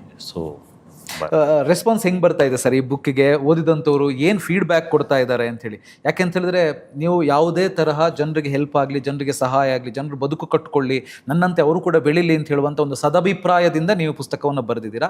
ತಗೊಂಡಂಥವ್ರು, ಇದನ್ನ ಸ್ವೀಕರಿಸಿದಂಥವರ ರೆಸ್ಪಾನ್ಸ್ ಹೆಂಗಿದೆ ಅಂತ? ತುಂಬ ಚೆನ್ನಾಗಿದೆ ಸರ್. ಒಬ್ಬ ನಾಗೇಶ್ ಕುಮಾರ್ ಅಂತ ಹೇಳ್ಬಿಟ್ಟು ಒಬ್ಬ ರೈಟರ್, 70 ವರ್ಷದವರು, ಅವರಿಗೆ 70 ವರ್ಷ ಅನಿಸುತ್ತೆ. ಅವ್ರು ಇದನ್ನು ಓದಿದ ತಕ್ಷಣ ನಾನು ಇದರಲ್ಲಿ ಯೂಟ್ಯೂಬ್ಗೆ ಸಂಬಂಧಪಟ್ಟಂಗೆ ಭಾಳ ಡೀಟೇಲ್ಡಾಗಿ ಬರೆದಿದ್ದೇನೆ. ಸೊ ಅವ್ರು ನೋಡಿ ನಾನೊಂದು ಯೂಟ್ಯೂಬ್ ಚಾನಲ್ ಮಾಡ್ತೀನಿ ಶ್ರೀನಿವಾಸ್ ಅಂತ ಹೇಳ್ಬಿಟ್ಟು ಒಂದು ವಿಡಿಯೋ ಮಾಡಿ ಕೊಟ್ಟರು. ಅದನ್ನು ನಾನು ಫೇಸ್ಬುಕ್ಕಲ್ಲೂ ಪೋಸ್ಟ್ ಮಾಡಿದ್ದೇನೆ. ಸೊ ಆ ಥರದ್ದೊಂದು ಇದುವರೆಗೂ ಒಂದು 25-30 ಜನ ಹೇಳಿದ್ದಾರೆ. ಎಸ್ ಸರ್, ನಾನು ಅದನ್ನೇ ಕೇಳಬೇಕು ಅಂತಿದ್ದೆ. ಈ ಪುಸ್ತಕವನ್ನು ಓದಿ ಬಿಸ್ನೆಸ್ ಸ್ಟಾರ್ಟ್ ಮಾಡಿದಂಥವ್ರು ಯಾರಾದರೂ ಇದ್ದಾರಾ, ನಿಮ್ಮ ಗಮನಕ್ಕೆ ಬಂದಿದೆಯಾ ಅಂತ? ಅದು 20 ದಿವಸ ಆಗಿದೆ ಈ ಪುಸ್ತಕ ಬಂದು. ಸೊ ಮಾಡಬೇಕು ಅಂತ ಹೇಳಿರೋರು, ಮಾಡ್ತೀನಿ ಅಂತ ಹೇಳಿರೋರು ಅಸಂಖ್ಯರಿದ್ದಾರೆ. ಬಟ್ ಮಾಡಿ ಸಕ್ಸಸ್ ಆದವರು, ನಾನೊಂದು 25 ಜನರ ಬಿಸ್ನೆಸ್ ನಾನೇ ಉದ್ಘಾಟನೆ ಮಾಡಕ್ಕೆ ಹೋಗ್ತಿದ್ದೀನಿ. ಅಷ್ಟು ಜನ ಹೇಳಿದ್ದಾರೆ ನಾವು ಮಾಡ್ತೀವಿ, ನೀವೇ ಬರಬೇಕು ಅಂತೇಳಿ. ಸೊ ಅದೇನು ಮಾಡಬೇಕಿತ್ತು ಆ ಕೆಲಸ ಅದು ಮಾಡ್ತಿದೆ. ಸೊ ನೋಡೋಣ ಇದು ಮುಂದೆ ಹೇಗಾಗುತ್ತೆ. ಸೂಪರ್. ಅಷ್ಟೇ ಸರ್. ನೀವು ಬೆಂಗಳೂರಿಗೆ ಬಂದಂಥ ಪರಿಸ್ಥಿತಿ ಅಂದರೆ ಆ 30 ರೂಪಾಯಿ ಇಟ್ಕೊಂಡು ಬೆಂಗಳೂರಿಗೆ ಬಂದೆ, ಆಮೇಲೆ ಕಷ್ಟಪಟ್ಟು ಇವತ್ತು ಸಕ್ಸಸ್ ಆದೆ ಅಂತ ಹೇಳುವಂಥ ಪರಿಸ್ಥಿತಿಗೂ ಈಗಿನ ಡಿಜಿಟಲ್ ಯುಗದ ಪರಿಸ್ಥಿತಿಗೂ ಕೂಡ ತುಂಬಾ ವ್ಯತ್ಯಾಸ ಇದೆ ಅಂತ ಹೇಳ್ಬೋದು. ಈಗಿನ ಯುವಕರಲ್ಲೂ ಕೂಡ ನಿಮ್ಮ ರೀತಿಯಾದಂತಹ ಛಲ, ನಾನು ಮಾಡಬೇಕು ಅಂತ ಹೇಳುವಂಥ ಹಠ, ಸಾಧಿಸಬೇಕು ಅಂತ ಹೇಳುವಂಥ ಗುರಿ ಇದೆ ಅಂತ ಅನ್ಸುತ್ತಾ ನಿಮಗೆ? 100% ಇದೆ. ಈಗಿನ ಯುವಕರಿದಾರಲ್ಲ ತುಂಬ ಇಂಟೆಲಿಜೆಂಟ್ ಇದ್ದಾರೆ. ಅವರಿಗೆ ಆಪ್ಷನ್ ಜಾಸ್ತಿ ಇದೆ, ಪೇಷನ್ಸ್ ಕಡಿಮೆ ಇದೆ. ಅದೊಂದು ಸಮಸ್ಯೆ. ಸೊ ತುಂಬ ಆಪ್ಷನ್ಸ್, ನಮ್ಮ ಕಾಲದಲ್ಲಿ ಆಪ್ಷನ್ಸ್ ಇರಲಿಲ್ಲ. ನಮಗೆ ಇದ್ದಿದ್ದರಲ್ಲಿ ನಾವು ಹೇಗೆ ಬೇಕಾಗಿತ್ತು ಬಾಳ್ಬೇಕಾಗಿತ್ತು. ಈಗಿನ ಜನರಿಗೆ ಆಪ್ಷನ್ ಜಾಸ್ತಿ ಇದೆ, ಬಟ್ ಪೇಷನ್ಸ್ ಲೆವೆಲ್ ಕಡಿಮೆ. ಈ ಸೋಷಿಯಲ್ ಮೀಡಿಯಾ ಸಕ್ಸಸ್ ಸ್ಟೋರೀಸ್ ನೋಡ್ಬಿಟ್ಟು ರಾತ್ರಿ ಹಿಟ್ ಆಗ್ಬಿಡ್ಬೇಕು ಅಂತ ಅನ್ಕೋತಾರೆ. ಹಾಗದೇ ಇದ್ದಾಗ ನಿರಾಸೆ ಹೊಂದ್ತಾರೆ. ಸೊ ಬದುಕನ್ನು ಬೇರೆ ಕಡೆಗೆ ತಿರ್ಸ್ಕೊಬಿಡ್ತಾರೆ. ಹಾಗಲ್ಲ, ಇದೊಂಥರ ಯಾವುದೇ ಕೆಲಸ ಆದರೂ ಕೂಡ ಅದೊಂಥರ ತಪಸ್ಸು ಥರ ಮಾಡಬೇಕು. ನೀವು ತಪಸ್ಸು ಸುಮ್ಮನೆ ಆ ಪದ ಬಳಸಬಾರ್ದು ನಾವು. ಅದು ನಿಜವಾಗ್ಲೂ ಆ ತರಹದ ಮನಸ್ಥಿತಿ ಇಲ್ಲದೆ ಹೋದರೆ ಸಕ್ಸಸ್ ಯಾವುದ್ರಲ್ಲೂ ದಕ್ಕಲ್ಲ. ಯಾವುದೇ ಕೆಲಸ ಮಾಡಬೇಕು, ಯಾವುದೇ ಕೆಲಸ, ನೀವು ಜಾಬಲ್ಲಾದರೂ ಕೂಡ ಯಾವುದೊಂದು ಜಾಬ್ ಇದೆಯಲ್ಲ ಅದರಲ್ಲೂ ಕೂಡ ನೀವು ಆ ಥರದ್ದೊಂದು ಮನಸ್ಥಿತಿಯಲ್ಲಿ ಕೆಲಸ ಮಾಡ್ತಿದ್ರೆ ನಿಮ್ಗೆ ಅಲ್ಲಿ ಪ್ರಮೋಷನ್ ಆಗಲ್ಲ, ನೀವು ನೆಕ್ಸ್ಟ್ ಲೆವೆಲ್ಗೆ ರೀಚ್ ಆಗಲ್ಲ. ಎಲ್ಲಿದ್ದೀರೋ ಅಲ್ಲೇ ಇದ್ದು ಬಿಡ್ತೀರಿ. ಸೊ ಅದರಿಂದ ಅದು ತಪಸ್ ಥರ ಇರಬೇಕು. ಸೊ ಇವರಿಗೆ ಆಪ್ಷನ್ ಜಾಸ್ತಿ ಆಗಿರೋದ್ರಿಂದ ಪೇಷನ್ಸ್ ಕಡಿಮೆ ಇರೋದ್ರಿಂದ ಸಕ್ಸಸ್ ರೇಟ್ ಸ್ವಲ್ಪ ಕಡಿಮೆ ಇದೆ. ಅದು ಉಲ್ಟಾ ಆಗ್ಬೇಕು. ಅಂದ್ರೆ ಮನಸ್ಥಿತಿ ಚೇಂಜ್ ಆಗ್ಬೇಕು ಅಂತ ಹೇಳ್ತೀರಿ ನೀವು. ಎಕ್ಸಾಕ್ಟ್. ಯೋಚಿಸುವಂತ ಯೋಚನಾ ಲಹರಿ ಅಂತ ಹೇಳ್ತೀವಲ್ಲ. ಮತ್ತೆ ಆ ಗಟ್ಟಿತನ ನಾವೆಲ್ಲ ಒಳಗಿಂದ ಗಟ್ಟಿ ಇದ್ವಿ, ಹೊರಗಡೆಗೆ ಅದ್ಭುತವಾಗಿ ಏನು ಕಾಣ್ತಾ ಇರ್ಲಿಲ್ಲ. ಈಗಿನ ಹುಡುಗರು ಹೊರಗಡೆ ಅದ್ಭುತವಾಗಿ ಕಾಣ್ತಾರೆ, ಒಳಗಡೆ ಪೊಳ್ಳಿದ್ದಾರೆ. ಸೊ ನೀವು ಯಾವ್ದನ್ನ ಒಬ್ಬ ಹುಡುಗ ಈಗಿನ ಜನ್ಜಿ ನೋಡಿದ್ರೆ ಎಲ್ಲ ಸಿನಿಮಾ ಸ್ಟಾರ್ಗಳೆಲ್ಲ ಬೀದಿಗೆ ಬಂದ್ಬಿಟ್ರಲ್ಲಪ್ಪ ಅಂತ ಅನಿಸ್ತಾರೆ. ಸೊ ಇವರೆಲ್ಲ ನಿಂತು ಒಂದು ಮೀಟಿಂಗ್, ಒಂದು ಪ್ರೆಸೆಂಟೇಷನ್ ಕೊಟ್ಟರೆ ಹೇಗಿರುತ್ತೆ, ಕನ್ವರ್ಷನ್ ಹೇಗಿರುತ್ತೆ, ಅವ್ರ ಸ್ಕಿಲ್ ಯಾವ ಲೆವೆಲ್ ಇರಬೇಕು ಹಂಗನ್ಸುತ್ತೆ ನಮ್ಗೆ ಹೊರಗಡೆ. ಬಟ್ ನೀವು ಅವ್ರ ಹತ್ರ ಕೂತು ಮಾತಾಡ್ತಿರ್ಬೇಕಾದ್ರೆ ಭಾಳ ಎಳಸು ಅನ್ಸ್ಬಿಡುತ್ತೆ. ಯಾಕಂದ್ರೆ ಒಳಗಿಂದ ಅವ್ರು ಗಟ್ಟಿಯಾಗಿಲ್ಲ ಅಂತ. ಅವ್ರಿಗೆ ನಾವು ನಮ್ಮ ಸಿಸ್ಟಮ್ ಕೊಡ್ತಾ ಇರೋಂಥದ್ದು ಕೂಡ ಗಟ್ಟಿಯಾಗಿಲ್ಲ, ಅವರೇ ಆಯ್ಕೆ ಮಾಡ್ಕೊಂಡು ಓದ್ತಾ ಇರೋದು ಕಲಿತಾ ಇರೋಂಥದ್ದು ಕೂಡ ಗಟ್ಟಿಯಾಗಿಲ್ಲ. ಸೊ ಇದು ಸಮಸ್ಯೆ. ಇನ್ನೊಂದು ಸರ್, ಈಗ ದೊಡ್ಡ ದೊಡ್ಡ ಬಿಸ್ನೆಸ್ ಮಾಡೋದ್ರ ಬಗ್ಗೆ ತುಂಬಾ ಪುಸ್ತಕಗಳಿದ್ದಾವೆ, ಅಥವಾ ಬೇರೆ ಬೇರೆ ರೀತಿಯಲ್ಲಿ ಜನರಿಗೆ ಅದು ತಲುಪುತ್ತೆ. ದೊಡ್ಡ ದೊಡ್ಡ ಕಂಪನಿ ಕಟ್ಟೋದು ಹೆಂಗೆ, ಅಥವಾ ಒಂದು ಸಾಫ್ಟ್ವೇರ್ ಇದು ಕಂಪನಿ ಬಿಲ್ಡ್ ಮಾಡೋದು ಹೆಂಗೆ ಅಂತ ಹೇಳುವಂಥದ್ದೆಲ್ಲ ಇದೆ. ಬಟ್ ನಿಮ್ಮ ಪುಸ್ತಕದಲ್ಲಿ ನಾವು ನೋಡಿರೋದು ಸಣ್ಣದು, ಅಂದರೆ ಒಂದು washing centre, car washing centre ಹಿಂಗೆ ಸ್ಟಾರ್ಟ್ ಮಾಡೋದು, ಒಂದು ಹಪ್ಪಳ ಬಿಸ್ನೆಸ್ ಮಾಡೋದು ಹೆಂಗೆ, ಒಂದು ಉಪ್ಪಿನಕಾಯಿ ಬಿಸ್ನೆಸ್ ಮಾಡೋದು ಹೆಂಗೆ. ಸೊ ಈ ಥರ ತುಂಬ, ಅಂದರೆ ಯಾರಿಗಾದ್ರೂ ನೋಡೋಕೆ ಇದು ನಾನು ಮಾಡ್ಬೋದು ಅಂತೇಳಿ ಅನ್ಸ್ಬಿಡ್ಬೋದು ಅಂತೇಳಿ. ಸೊ ಪರ್ಟಿಕ್ಯುಲರ್ ಆಗಿ ಆ ಥರದ ಬಿಸ್ನೆಸ್ ಐಡಿಯಾಗಳನ್ನೇ ನೀವು ಬರೆಯೋದಕ್ಕೆ, ಸೆಲೆಕ್ಟ್ ಮಾಡೋದಕ್ಕೆ ಏನು ಕಾರಣ? ಅದಕ್ಕೆ ಪ್ಯಾರಾಮೀಟರ್ಸ್ ಏನಾರು ಇತ್ತಾ ಅಂತ? ಒಂದು ಬಂಡವಾಳ ಕಡಿಮೆ ಇರಬೇಕು, ಮತ್ತು ಇನ್ನೊಂದು ಸಾಮಾನ್ಯರು ಅದನ್ನು ಮಾಡುವಂಥದ್ದು ಇರಬೇಕು. ಅಲ್ಲ, ಅಫ್ಕೋರ್ಸ್ ನೀವು ಅದನ್ನ ಹೇಳಿದಾಗ ನನಗೆ ಅನ್ಸುತ್ತೆ, ಈಗ ಒಂದಷ್ಟು ವರ್ಷಗಳ ಹಿಂದೆ ನನಗೂ ಬಿಸ್ನೆಸ್ ಮಾಡಬೇಕು ಅಂತ ಹೇಳಿದಾಗ ಯಾರ ಥರ ಕೇಳಿದಾಗ ಇದೇ ಕೇಳೋದು, ಬಂಡವಾಳ ಕಡಿಮೆ ಇರಬೇಕು. ಬಂಡವಾಳ ಇಲ್ಲ ಮಾತ್ರ ಸಾಲ ತಗೊಂಡೆಲ್ಲ ಮಾಡೋಕ್ಕಾಗಲ್ಲ, ಬಂಡವಾಳ ಕಡಿಮೆ ಇರಬೇಕು, ಒಳ್ಳೆ ಬಿಸ್ನೆಸ್ ಐಡಿಯಾ, ಲಾಭ ಜಾಸ್ತಿ ಬರಬೇಕು. ಈ ಮೈಂಡ್ ಸೆಟ್ ನನ್ಗೆ ಗೊತ್ತಿರೋದು. ನನ್ನ ಹತ್ರ ಬರೋರೆಲ್ಲ ಹಣ ಬಂಡವಾಳ ನನ್ನ ಹತ್ರ ಇಷ್ಟೇ ಇರೋದು, ಏನು ಮಾಡ್ಬೋದು ಇದರಲ್ಲಿ ಅಂತ ಬರ್ತಾರಲ್ಲ. ಅದಕ್ಕೆ ನಾನು ಯೋಚನೆ ಮಾಡಿದ್ದು ಬಂಡವಾಳ ಕಡಿಮೆ ಇರಬೇಕು. 3 ಮಾನದಂಡಗಳನ್ನು ಇಟ್ಕೊಂಡೆ. ಒಂದು ಬಂಡವಾಳ ಕಡಿಮೆ ಇರಬೇಕು, ಎರಡನೇದು ಸಾಮಾನ್ಯರು ಮಾಡುವಂಥದ್ದು ಇರಬೇಕು. ಸೊ ಮೂರನೇದು ಬಂದು ಅದಕ್ಕೆ ಬೇಡಿಕೆ ಯಾವತ್ತೂ ತಗ್ಗಬಾರ್ದು. ಸೊ ಆ ಬೇಡಿಕೆ, ಈ 3 ವಿಷಯಗಳನ್ನ ಇಟ್ಕೊಂಡೆ. ಸೊ ಅದರಿಂದ ಹಪ್ಪಳ ಕೂಡ ಬಂದಿದ್ದು ಅದಕ್ಕೆ, ಟೀ ಅಂಗಡಿ ಬಂದಿದ್ದು ಅದಕ್ಕೆ. ಇವು ಯಾವತ್ತೂ ಇದಕ್ಕೆ ಬೇಡಿಕೆ ತಗ್ಗಲ್ಲ. ಹೌದು. So YouTube, of course YouTube ಆಗಲಿ, ಡಿಜಿಟಲ್ 51 ಇದೆ. ಆಮೇಲೆ ಇನ್ನೊಂದೇನಂದ್ರೆ, ಇಷ್ಟೇನಾ 51 ಇರೋದ ಅಂತ ಒಂದು ಪ್ರಶ್ನೆ ಬರುತ್ತೆ. ತುಂಬಾ ಜನ ಇಲ್ಲ, ನಾವು ಕೂತ್ಕೊಂಡು ನಾನು ಪಟ್ಟಿ ಮಾಡಿದೆ, ನನ್ಗೆ 15ಕ್ಕಿಂತ ಮೇಲೆ ಗೊತ್ತಾಗ್ಲಿಲ್ಲ 51 ಏನೇನಿದೆ ಅಂತ. ನಾನು ಕೂತ್ಕೊಂಡು ಈ ಪುಸ್ತಕ ಬಿಟ್ಟು ಈಗ ನಾನು ಕೂತ್ಕೊಂಡು ಬರೆದ್ರು ಕೂಡ ನಾನು 20 ದಾಟಲ್ಲ. ಅಂದ್ರೆ ನಮ್ದು ನೆನಪಿನ ಶಕ್ತಿ ಅಷ್ಟು ಇರುತ್ತೆ ಅಷ್ಟೇ. ನಮ್ಮ ಸುತ್ತಮುತ್ತ ಏನೇನಿದೆ ಗೊತ್ತಾಗಲ್ಲ. ಈ ಪುಸ್ತಕದ ಬ್ಯೂಟಿ ಅದು ಕೂಡ ಒಂದು. ನಮ್ಮ ಸುತ್ತಮುತ್ತಲೇ ಇರುವಂತಹುದು. ನಮ್ಮ ಈ ಟೆಲಿಫೋನ್ ಡೈರೆಕ್ಟ್ ಇರ್ತಾರೆ, ಸೊ ನಮ್ಮ ಪಕ್ಕದ ಮನೆ ನಂಬರು ಅಲ್ಲೇ ಸಿಕ್ಬಿಡುತ್ತಲ್ಲ, ಹಾಗೆ ಇದು ನಮ್ಮ ಪಕ್ಕದಲ್ಲಿರೋ ಬಿಸ್ನೆಸ್ ಕೂಡ ಇಲ್ಲಿ ಸಿಗುತ್ತೆ. ಸೊ ಈ 3 ಮಾನದಂಡಗಳನ್ನು ಇಟ್ಕೊಂಡು ಬರೆದಿದ್ದು. ಓಕೆ. ಬಟ್ ಇಷ್ಟ ಐಡಿಯಾಗಳು ನಿಮ್ಮ ತಲೆಗೆ ಬಂದಿದ್ದ ಅಥವಾ ಇನ್ನೂ ಇಲ್ಲ, ಆಕ್ಚುಲಿ 101 ಐಡಿಯಾ ಬಂದದ್ದು. ಅದರಲ್ಲಿ ಒಂದು ಸ್ವಲ್ಪ ಕೋಟ್ಯಾಧೀಶ್ವರಿಗೆ ಅಂತ ಹೇಳ್ಬಿಟ್ಟು ಕೂಡ ಬರೆದಿದ್ದೆ.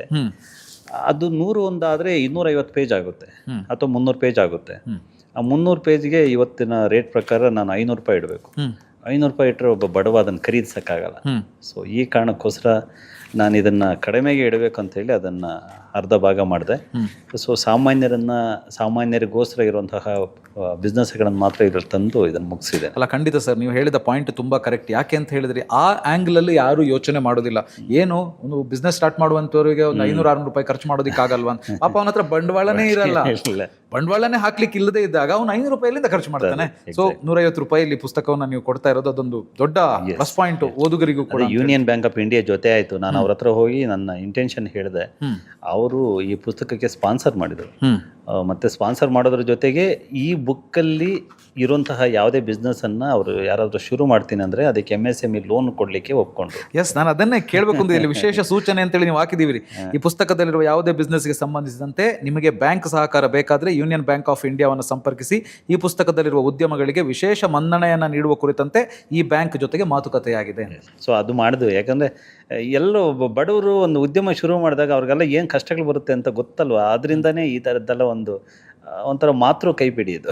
ತಾಯಿ ತರ ನಿಂತು ಏನೇನು ಬೇಕಾಗಬಹುದು ಅಂತ ಯೋಚನೆ ಮಾಡಿ ಬಡಿಸಿರುವಂತಹ ಪುಸ್ತಕ ಇದು. ಸರ್, ಈಗ ಯೂನಿಯನ್ ಬ್ಯಾಂಕ್ನವರು ಏನು ಸಪೋರ್ಟ್ ಮಾಡ್ತಾರೆ ಅಂತ ಹೇಳ್ಬೋದು. ಯಾಕೆಂತ ಹೇಳಿದ್ರೆ ಈಗ ಈ ವಿಡಿಯೋವನ್ನು ನೋಡ್ತಾ ಇರುವಂಥವ್ರು, ಈ ಇಂಟರ್ವ್ಯೂವನ್ನು ನೋಡ್ತಾ ಇರುವಂಥವ್ರು ಬಹಳಷ್ಟು ಜನ ಬಿಸ್ನೆಸ್ ಸ್ಟಾರ್ಟ್ ಮಾಡಬೇಕು ಅಂತ ಇರುವಂಥವರೇ ಆಗಿರ್ತಾರೆ. ಅವ್ರು ಹೋಗಿ ಯೂನಿಯನ್ ಬ್ಯಾಂಕ್ ಅನ್ನ ಕಾಂಟ್ಯಾಕ್ಟ್ ಆಗ್ಬೋದಾ, ಅಥವಾ ಹೇಗೆ ಸಲಹೆಗಳನ್ನು ಪಡ್ಕೊಳ್ಬಹುದು? ಅಲ್ಲ, ಸಲಹೆಗಳಿಲ್ಲ. ಇವ್ರ ದಾಖಲಾತಿಗಳ ಜೊತೆಗೆ ಹೋಗಿ ನಾವು ಈ ತರ 51 ಬಿಸ್ನೆಸ್ ಐಡಿಯಾಸ್ ಪುಸ್ತಕದಿಂದ ಇದು ಮೋಟಿವೇಟ್ ಆಗಿ ಇಲ್ಲಿ ಬಂದಿದ್ದೇವೆ ಅಂತ ಹೇಳಿದರೆ ಅವ್ರು ಕೂತ್ಕೊಂಡು ಇದಕ್ಕೆ ಒಂದು ಪ್ರಯಾರಿಟಿ ಕೊಡ್ತಾರೆ.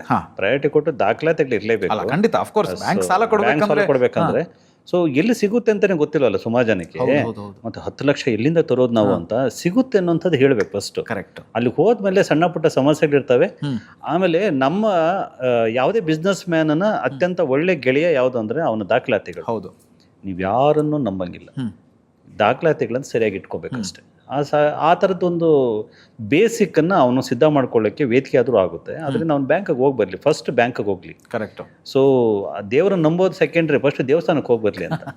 ಸೊ ಅದರಿಂದ ಈ ಬ್ಯಾಂಕಿಗೆ ಹೋಗಲಿ, ಅಲ್ಲಿ ಅವ್ರಿಗೆ ಹೇಳುವಂಥ ಕ್ರೈಟೀರಿಯನ್ ಗಮನಿಸ್ಲಿ. ಆಮೇಲೆ ಅಲ್ಲಿಂದ ಅವನು ಯೋಚನೆ ಶುರು ಮಾಡ್ತಾನೆ. ಓ ಹೌದು, ನಾನೀಗ ಇಲ್ಲಿದ್ದೀನಿ, ನನಗಿನ್ನೂ ಇಷ್ಟು ಬೇಕಾಗಿದೆ ಅಂತ ಯೋಚನೆ ಮಾಡ್ತಾನೆ. ಅದು ಕೂಡ ಸಕ್ಸಸ್. ಸೊ ಅಲ್ಲಿಂದ 4 ಇನ್ನೊಂದು ವರ್ಷದೊಳಗಾದ್ರೂ ಅವ್ನು ಅಲ್ಲಿ ಫುಲ್ಫಿಲ್ ಮಾಡ್ಕೊಂಡು ಹೋಗಿ ಅಲ್ಲಿ ನಿಲ್ತಾನೆ. ಅವ್ನಿಗೊಂದು 10 ಲಕ್ಷ ಲೋನ್ ಸಿಗುತ್ತೆ, ಬಿಸ್ನೆಸ್ ಶುರು ಮಾಡ್ಬೋದು. ಅಬ್ಸಲ್ಯೂಟ್ಲಿ. ಗೊತ್ತೇ ಇಲ್ಲದೆ ಇದ್ರೆ ಅಯ್ಯೋ ಇದೇನೋ ಅಂತೆ, ಇದು ವ್ಯಾಘ್ರ ಅಂತೆ, ಅಲ್ಲಿಗೆ ಹೋದ್ರೆ ಸಾಕಂತೆ, ಅದು ಕಣ್ಣೋಟದಲ್ಲೇ ಸಾಯಿಸ್ಬಿಡುತ್ತಂತೆ, ಅದು ಮುಟ್ಟೋದಿರ್ಲಿ, ಅದ್ರ ಹತ್ತಕ್ಕೆ ಹೋಗೋದಿರ್ಲಿ, ಅದ್ರ ಬಗ್ಗೆ ಊಹೆಗಳು ಮಾಡ್ಕೊಂಡೆ ಸತ್ತೋಗ್ಬಿಟ್ರೆ ಅದು ಪ್ರಯೋಜನ ಇಲ್ವಲ್ಲ. ಅದಕ್ಕೆ ಮೋಟಿವೇಟ್ ಮಾಡ್ಲಿಕ್ಕೆ ಕೂಡ. Absolutely sir. ಯಾಕಂದ್ರೆ ಈ ತರದ ಇನಿಷಿಯೇಟಿವ್ ಯಾರು ತಗೊಳ್ಳಲ್ಲ. ನೋಡಿ, ಒಬ್ಬ ಬಿಸ್ನೆಸ್ ಸ್ಟಾರ್ಟ್ ಮಾಡಬೇಕು ಅಂತ ಹೇಳಿದಂತವನಿಗೆ, ಅಂದ್ರೆ ಸಾಮಾನ್ಯ ಬಿಸ್ನೆಸ್ ಅನ್ನ ಸ್ಟಾರ್ಟ್, ನಾನೇನು ಕೋಟಿಗಟ್ಟಲೆ ಬಿಸ್ನೆಸ್ ಹೇಳ್ತಾ ಇಲ್ಲ, ಸಾಮಾನ್ಯವಾಗಿ 5-6 ಸಾವಿರದಿಂದ ಒಂದು 20-25 ಲಕ್ಷದವರೆಗೆ ಬಿಸ್ನೆಸ್ ಅನ್ನ ಮಾಡಬೇಕು ಅಂತ ಇರುವಂತವರಿಗೆ ನೀವು ಆಗ್ಲೇ ಹೇಳಿದಂತೆ ಇದು ಮಾತ್ರ ಕೈಪಿಡಿ, ಕೈ ಹಿಡ್ಕೊಂಡು ಹೋಗುತ್ತೆ. ಇಲ್ಲಿವರೆಗೆ ಅಂತ ಹೇಳಿದ್ರೆ ಬ್ಯಾಂಕ್ನವರೆಗೆ ಹೋಗುತ್ತೆ. ಬ್ಯಾಂಕಿಗೆ ಹೋದ ಮೇಲೆ ಅಲ್ಲಿ ಏನ್ ಡಾಕ್ಯುಮೆಂಟ್ಸ್ ಬೇಕು, ಅವ್ರು ಹೇಳಿದಂಗೆ ಪ್ರೊಸೀಜರ್ ಫಾಲೋ ಮಾಡಿ. ಅಂದ್ರೆ ನೀವು ಬಿಸ್ನೆಸ್ ಅನ್ನ ಇದನ್ನ ನೋಡಿ ನೀವು ಬಿಸ್ನೆಸ್ ಅನ್ನ ಸಿಲೆಕ್ಟ್ ಮಾಡಿ ಅಲ್ವಾ ಸರ್. ತುಂಬಾ ಜನದ ಸಮಸ್ಯೆ ನೀವು ಯೋಚನೆ ಮಾಡಿ. ನಮಗೆ ಕೆಲವು ದಿನಗಳ ತನಕ, ಒಂದು 5-6 ವರ್ಷದ ತನಕ ಬಿಸ್ನೆಸ್ ಮಾಡ್ಬೇಕಂತಿದ್ದೀನಿ, ಯಾರು ಸಾಲ ಕೊಡ್ತಾರೆ ಅಂತಂದಾಗ ಅಪ್ಪನ ಹತ್ರ ಕೇಳೋದ, ಅಣ್ಣ ಹತ್ರ ಕೇಳೋದ, ಸಂಬಂಧಿಕರು ಕೇಳೋದ, ಸ್ನೇಹಿತರು ಕೇಳೋದ ಅನ್ಸಾಯ್ತು ಹೊರತು ನಮಗೆ ಬ್ಯಾಂಕ್ ಅನ್ನೋಂಥದ್ದು ಒಂದು ಆಪ್ಷನ್ ಆಗಿರ್ಲಿಲ್ಲ. ಅದು ಇಲ್ಲಿ ನಾನು ತಂದಿದ್ದು ಯಾಕೆ ಅಂತಂದ್ರೆ, ನೀವು ಯಾರನ್ನು ನಂಬೇಡಿ. ಬ್ಯಾಂಕಲ್ಲಿ ಈ ತರಹದಿದೆ, ನೀವು ದಾಖಲಾತಿಗಳು ಸರಿ ಇದ್ರೆ ನೀವು 100% ಎಲ್ಲ ಬಿಸ್ನೆಸ್ಗೂ ನಿಮಗೆ ಲೋನ್ ಸಿಗುತ್ತೆ. ಹೋಗಿ ಧೈರ್ಯವಾಗಿ ನಿಮ್ಮ ಅಣ್ಣ, ಅಪ್ಪ, ಸಂಬಂಧಿ, ಸೋದರ, ಗೆಳೆಯ ಎಲ್ಲವೂ ಬ್ಯಾಂಕ್ ಆಗುತ್ತೆ, ಹೋಗಿ ಅಂತ ಹೇಳಿದ್ರು. ಕರೆಕ್ಟ್. ಬಹುಶಃ ಒಂದು ಬ್ಯಾಂಕ್ನ ಜೊತೆಗೆ ಮಾತಾಡಿಕೊಂಡು ಜನರಿಗೆ ಈ ರೀತಿಯಾದಂಥದ್ದನ್ನ ತಲುಪಿಸ್ಲಿಕ್ಕೆ ಹೊರಟಿರೋದು ನನಗೆ ಗೊತ್ತಿರೋಂಗೆ ನೀವೇ ಫಸ್ಟ್ ಅಂತ ಅದನ್ನ ಜವಾಬ್ದಾರಿ ತಗೊಂಡೆ ನಾನು. ಈ ಪುಸ್ತಕನ ಸುಮ್ಮನೆ ನಾನು ಬರೆದು ನಾನೇನೋ ಅದನ್ನ ಲಾಭ ಮಾಡ್ಕೊಂಡೆ ಅನ್ನೋಂಥದ್ದಲ್ಲ, ನಿಜವಾಗ್ಲೂ ಅದು ಉದ್ದೇಶ ಈಡೇರ್ಬೇಕು ಅಂತ ಹೋಗಿ, ನಂದು ಬಿಸ್ನೆಸ್ ಆಲ್ರೆಡಿ ಆ ಬ್ಯಾಂಕಲ್ಲಿ ಇರೋದ್ರಿಂದ ನಾನು ಒಬ್ಬ ಅವರಿಗೆ VIP ಕಸ್ಟಮರ್ ನಾನು. ಅದರಿಂದ ನನ್ನ ಮಾತಿಗೆ ಮನ್ನಣೆ ಸಿಗೋದ್ರಿಂದ ನಾನು ಹೋಗಿ ಅವ್ರನ್ನ ಕೇಳಿದ ತಕ್ಷಣ ಅವ್ರು ಒಪ್ಪಿಕೊಂಡ್ರು. ಸೊ ಅದು ನನ್ನ ಮೂಲಕ ಇನ್ನೊಂದಷ್ಟು ಜನರಿಗೆ ಪ್ರಯೋಜನ ಆಗ್ತಿದೆ. ಸೊ ಅಷ್ಟೇ, ಒಳ್ಳೆಯದನ್ನ. ಇನ್ನೊಂದು ಸರಿ, ಪುಸ್ತಕವನ್ನು ಓಪನ್ ಮಾಡಿದ ಕೂಡಲೇ ಬಹುತೇಕರು ಯಾವುದೇ ಒಂದು ಪುಸ್ತಕವನ್ನು ಓದುವಾಗ ಏನ್ ಮಾಡ್ತಾರೆ ಸಾಮಾನ್ಯವಾಗಿ ಅಂತೇಳಿ, ಡೈರೆಕ್ಟ್ ಸಬ್ಜೆಕ್ಟ್ಗೆ ಹೋಗ್ತಾರೆ. ಬಟ್ ನಾನು ಇದನ್ನ ಫಸ್ಟ್ ಮೊದಲನೇ ಅಕ್ಷರದಿಂದ ಓದ್ಕೊಂಡು ಬಂದೆ. ನನಗೆ ತುಂಬ ಹಿಡಿಸಿದಂಥ ವಿಚಾರಗಳು ನೋಡಿ, ಇದು ಓದುಗರಿಗೆ ನಾನು ಯಾಕೆ ಹೇಳ್ತಾ ಇದ್ದೀನಿ ಅಂತೇಳಿ, ಅದನ್ನು ಓದಬೇಕು. ಅದನ್ನು ಓದಿದಾಗಲೇ ನಿಮಗೆ ಇದಕ್ಕೆ ಎಷ್ಟು ವ್ಯಾಲ್ಯೂ ಇದೆ ಅಂತ ಹೇಳಿ ಗೊತ್ತಾಗೋದು. ಎಷ್ಟು ಚೆನ್ನಾಗಿ ಬರೆದಿದ್ದೀರಿ ಇದನ್ನು ಅಂತ ಹೇಳಿದ್ರೆ, ಈ ಬಿಸ್ನೆಸ್ಗಳು ಶ್ರೀಮಂತರಿಗೆ ನಗು ತರಿಸ್ಬೋದು, ನಂಬಿ ಬಡವರ ಬದುಕಲ್ಲೂ ಕೂಡ ನಗು ತರಿಸ್ಬೋದು ಅಂತ. ಹೌದು. ಈಗ ನೀವು ಓದಿದ್ರೆ ಇಷ್ಟು ಚಂದ ಬದುಕು ಕಟ್ಕೊಂಡಿದ್ರಿ, ಅಯ್ಯ ನಾನ್ ಟೀ ಮಾಡೋದ, ನಾನು ಹಪ್ಪಳ ಮಾಡೋದ, ಇವಂಗೇನ್ ತಲೆ ಕೆಟ್ಟಿದ್ಯಾ ಅಂತಾನೆ ಅನ್ಸುತ್ತೆ. ಶ್ರೀಮಂತರು ನಗಬಹುದು, ಶ್ರೀಮಂತರು ನಗ್ತಾರೆ. ಬಟ್ ಅದು ಬಡವರು ಕೂಡ ನಗ್ತಾರೆ ಇದನ್ನ. ಯಾಕಂದ್ರೆ ಇಷ್ಟು ಚಂದಾಗಿದೆಯಲ್ಲ, ಇಷ್ಟೇನ ಇದಕ್ಕೆ ಇಷ್ಟೊಂದು ಗಳಿಸ್ಬೋದಾ, ಇದೊಂದು ಗೊತ್ತೇ ಇರ್ಲಿಲ್ವಲ್ಲ ನಮಗೆ ಅಂತ ಹೇಳಿ ಮತ್ತೆ ಅದು ಕೈ ಹಿಡಿತಂದ್ರೆ ಅವ್ರ ಬದುಕು ಬದಲಾಗ್ಬಿಡ್ತು. ನಾನು ಹೆಂಗೆ ಅರ್ಥ ಮಾಡ್ಕೊಂಡೆ ಅಂತ ಹೇಳಿದ್ರೆ, ಶ್ರೀಮಂತರು ಇದೇನು ಟೀ ಬಿಸ್ನೆಸ್ಸಾ, ಚಿಕ್ಕ ಹೋಟೆಲ್ ಬಿಸ್ನೆಸ್, ಇವೆಂಟ್ ಬಿಸ್ನೆಸ್, ಅಥವಾ ಕಾರ್ ವಾಷಿಂಗ್ ಬಿಸ್ನೆಸ್ ಅಂತೇಳಿ ಇದರಲ್ಲಿ ಏನಿದೆ ಅಂತ ಅನ್ಕೋಬಹುದು. ಬಟ್ ಒಬ್ಬ ನಿಜವಾಗಿಯೂ ಬಿಸ್ನೆಸ್ ಮಾಡಬೇಕು ಅಂತೇಳಿ ಹೊರಡುವಂತವನಿಗೆ ಇಷ್ಟೊಂದು ಬಿಸ್ನೆಸ್ ಆಪರ್ಚುನಿಟಿಗಳಿದೆಯಾ ಅಂತೇಳಿ ಇದರಲ್ಲಿ ಒಂದನ್ನ ಸೆಲೆಕ್ಟ್ ಮಾಡಿ ಆತದಲ್ಲಿ ಸಕ್ಸಸ್ ಆದ ಅಂತ ಹೇಳಿದ್ರೆ ನಗುನೇ ತಾನೆ. Same, exact. ಸೂಪರ್ ಪಾಯಿಂಟ್, ನನಗೆ ತುಂಬ ಇಷ್ಟ ಆಯ್ತು. ಆಮೇಲೆ ಇಲ್ಲೇ ಅಫಿಡವಿಟ್ ತರ ಕೊಟ್ಬಿಟ್ಟಿದ್ದೀರಿ, ಈ ಪುಸ್ತಕ ಶ್ರೀಮಂತರಿಗಾಗಿ ಅಲ್ಲ, ಶ್ರೀಮಂತರಾಗಲು ಬಯಸುವಂತವರಿಗೆ. ಕರೆಕ್ಟ್. ಮತ್ತೆ ಶ್ರೀಮಂತರು ಓದ್ಬಿಟ್ಟು ಇದನ್ನ ವ್ಯಂಗ್ಯ ಮಾಡ್ತಾ ಇದ್ರೆ ಇದು ತಲುಪಬೇಕಾದವ್ರನ್ನ ಅವಮಾನಿಸ್ದಂಗೆ ತಾನೆ. ಇದು ಶ್ರೀಮಂತರು ನೀವು ಯಾರು ಓದ್ಲೇಬೇಡ. ನಾನು ಬಹಿರಂಗವಾಗಿ ಹಾಕೊಂಡು ಫೇಸ್ಬುಕ್ ಅಲ್ಲಿ, ಯಾವ ಸಾಹಿತಿಯು ಶ್ರೀಮಂತರು ಇದನ್ನ ಓದ್ಬೇಡಿ, ಇದು ಸಾಮಾನ್ಯರಿಗೋಸ್ಕರ, ಕನ್ನಡಿಗರಿಗೋಸ್ಕರ, ಕನ್ನಡಿಗರಲ್ಲಿ ಒಂದು ಉದ್ಯಮಶೀಲತೆ ಹೆಚ್ಚಿಸಬೇಕು ಅನ್ನೋ ಕಾರಣಕ್ಕೋಸ್ಕರ. ಅಂದ್ಬಿಟ್ಟು ನೀವ್ಯಾರು ಓದಬೇಡಿ, ಇದು ನಿಮ್ಗೆ ಅನಗತ್ಯ ಅಂತಾನೆ ಬರ್ಕೊಂಡಿದ್ದೀನಿ ನಾನು ಎಲ್ಲ ಕಡೆ. ಸೊ ನನಗೆ ಕ್ಲಿಯರ್ ಇದೆ, ನನ್ನ ಓದುಗರು ನಾನು ಯಾರಿಗೋಸ್ಕರ ಈ ಪುಸ್ತಕ ಬರೆದೆ ಅನ್ನೋಂಥದ್ದು ನನಗೆ ಕ್ಲಿಯರ್ ಇದೆ, ನಾನು ಅವ್ರಿಗೆ ತಲುಪಿಸ್ತೀನಿ. ಸರ್, ಇನ್ನೊಂದು ಹೇಳಬೇಕು, ನನಗೆ ಈ ಪುಸ್ತಕದಲ್ಲಿ ಇನ್ನೊಂದು ತುಂಬ ಇಷ್ಟ ಆಗಿದ್ದೆ ಏನು ಅಂತ ಹೇಳಿದ್ರೆ, ಅನಗತ್ಯ ವಿವರಣೆಗಳು ಯಾವುದು ಕೂಡ ಇಲ್ಲ, ಡೈರೆಕ್ಟ್ ಸಬ್ಜೆಕ್ಟು. ಸೊ ಓದುಗ ಏನು ಎಕ್ಸ್ಪೆಕ್ಟ್ ಮಾಡ್ತಾನೆ, ಡೈರೆಕ್ಟ್ ತಗೋ, ಇದು ನಿನಗೆ ಬೇಕಾದಿದೆ, ಬೇಕು ಅಂತ ಹೇಳಿದ್ರೆ ಚಾಪ್ಟರ್ ನೋಡ್ಕೊಂಡು ಹೋಗ್ಬೋದು ಅಂತ ಹೊರತು ಬೇರೆ ಯಾವುದು ಕೂಡ ಎಕ್ಸ್ಟ್ರಾ ಒಂದೇ ಒಂದು ಅಕ್ಷರವೂ ಕೂಡ ಇದರಲ್ಲಿ ಕಾಣಿಸೋದಿಲ್ಲ. ಇಲ್ಲಿ ನಾನು ಕೇಳಬೇಕಾದ ಪ್ರಶ್ನೆ ಏನು ಅಂತ ಹೇಳಿದ್ರೆ, ಒಂದು, ಅದು ನೀವು ಬೇರೆ ಪೋಣಿಸುವಂಥ ಬೇರೆ ಬರಹಗಳನ್ನು ಅಥವಾ ಬೇರೆ ಅಕ್ಷರಗಳನ್ನು ಇಲ್ಲಿ ಜೋಡಿಸಿಲ್ಲ. ಇನ್ನೊಂದು, ಇಲ್ಲೊಂದು 8-10 ಪ್ಯಾರಾಮೀಟರ್ಗಳು ಇದ್ದಾವೆ. ಈಗ ಬೇರೆ ಬುಕ್ಗಳಲ್ಲಿ ನಾನು ಅದನ್ನು ನೋಡಿದಂಗಿಲ್ಲ. ಏನು ಅಂತ ಹೇಳಿದ್ರೆ ಯಾರು ಆರಂಭಿಸ್ಬೋದು, ಅಗತ್ಯ ಕೌಶಲ್ಯ ಏನು, ಹೂಡಿಕೆ ಎಷ್ಟು ಮಾಡಬೇಕು ಈ ಬಿಸ್ನೆಸ್ಗೆ, ಆದಾಯ ಮತ್ತು ಲಾಭ, ಮುನ್ನೆಚ್ಚರಿಕೆಗಳು, ಆಮೇಲೆ ರಿಜಿಸ್ಟ್ರೇಷನ್, ಸಾಲ, ಸರ್ಕಾರಿ ಯೋಜನೆ, ಬೆಳವಣಿಗೆಗೆ ಅವಕಾಶ, ಬ್ರೇಕ್ ಇವನ್ ಸಮಯ, ಅಂದರೆ ಯಾವಾಗ ನೀವು ಹಾಕಿದ ಬಂಡವಾಳವನ್ನು ತೆಗೆದು ಲಾಭ ಗಳಿಸ್ಬೋದು, ಅದಾದಮೇಲೆ ಒಂದು ರೇಟಿಂಗ್ ಕೊಟ್ಟಿದ್ದೀರಾ ಒಟ್ಟಾರೆ ಲಾಭ ಸಾಧ್ಯತೆ, ನಷ್ಟ ಸಾಧ್ಯತೆ, ಸ್ಪರ್ಧೆ ಸಾಧ್ಯತೆ, ಆಮೇಲೆ ವಿಸ್ತರಣೆ ಸಾಧ್ಯತೆ ಅಂತ. ಈ ಪ್ಯಾರಾಮೀಟರ್ನ ಯಾಕೆ ಸೆಲೆಕ್ಟ್ ಮಾಡಿದಿರಿ? ಅಂದರೆ ನಿಮ್ಮ ಜೀವನದಲ್ಲಿ ನಡೆದಿರೋದೇನಾ ಅಥವಾ ನಿಮಗೆ ಬಂದಂಥ ಪ್ರಶ್ನೆಗಳೇನಾ, ಹೆಂಗೆ ಅಂತ? ನನ್ನ ಇದರಲ್ಲಿರುವಂತಹ ಒಂದು 30ಕ್ಕೂ ಹೆಚ್ಚು ಬಿಸ್ನೆಸ್ಗಳು ನನ್ನ ಸುತ್ತಮುತ್ತ ನನ್ನ ಸ್ನೇಹಿತರದ್ದು, ಆಪ್ತ ಬಳಗದ್ದು ಇದೆ.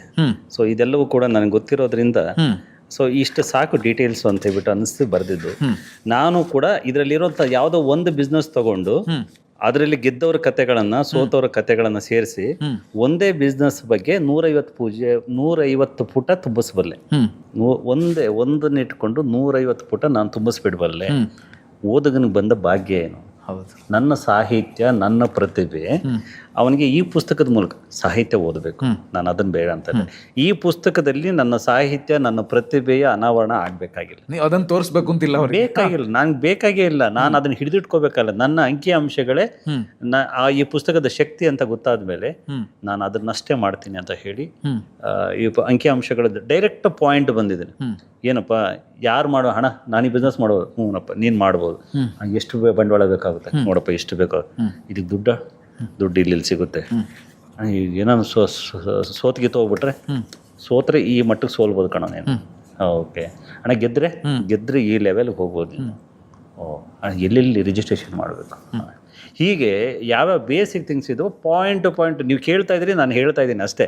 ಅದ್ರ ಬದಲು ಅದಕ್ಕೆ ಒಗ್ಗರಣೆ ಹಾಕಿ ನಾನು ಏನನ್ನು ಬೆರೆಸಕ್ಕೆ ಹೋಗಿಲ್ಲ. ಸಾಹಿತ್ಯವನ್ನಂತೂ ತಂದೇ ಇಲ್ಲ. ಅದು ತರ್ಬೋದಾಗಿದ್ರೆ ಒಂದೇ ಬಿಸ್ನೆಸ್ ಐಡಿಯಾನ ನಾನು 150 ಪೇಜ್ ತುಂಬಿಸುವಷ್ಟು ಶಕ್ತಿ ಇದೆ. ಬಟ್ ಈ ಸಕ್ಸಸ್ ಸಿಕ್ತಿತ್ತೋ ಇಲ್ವೋ ಗೊತ್ತಿಲ್ಲ ಅಲ್ವಾ? ಆಗತ್ತೆ, ಅದು 500 ಕೂಡ ಹೋಗ್ತಿರ್ಲಿಲ್ಲ. ಕರೆಕ್ಟ್. ಇಲ್ಲಿ ಯಾಕೆ ಇದನ್ನು ನಾನು ಮತ್ತೆ ಸ್ಟ್ರೆಸ್ ಮಾಡಿ ಕೇಳೋದಕ್ಕೆ ಕಾರಣ ಏನು ಅಂತ ಹೇಳಿ, ಈಗ ಫಾರ್ ಎಕ್ಸಾಂಪಲ್ ಉಪ್ಪಿನಕಾಯಿ ಮತ್ತು ಹಪ್ಪಳ ಬಿಸ್ನೆಸ್ ಅಂತ ಹೇಳಿದಾಗ ನಾನು ಇದನ್ನ ಮಾಡ್ಬೋದಾ ಅಂತ ಹೇಳುವಂತ ಡೌಟೇ ಫಸ್ಟ್ ಬರೋದು.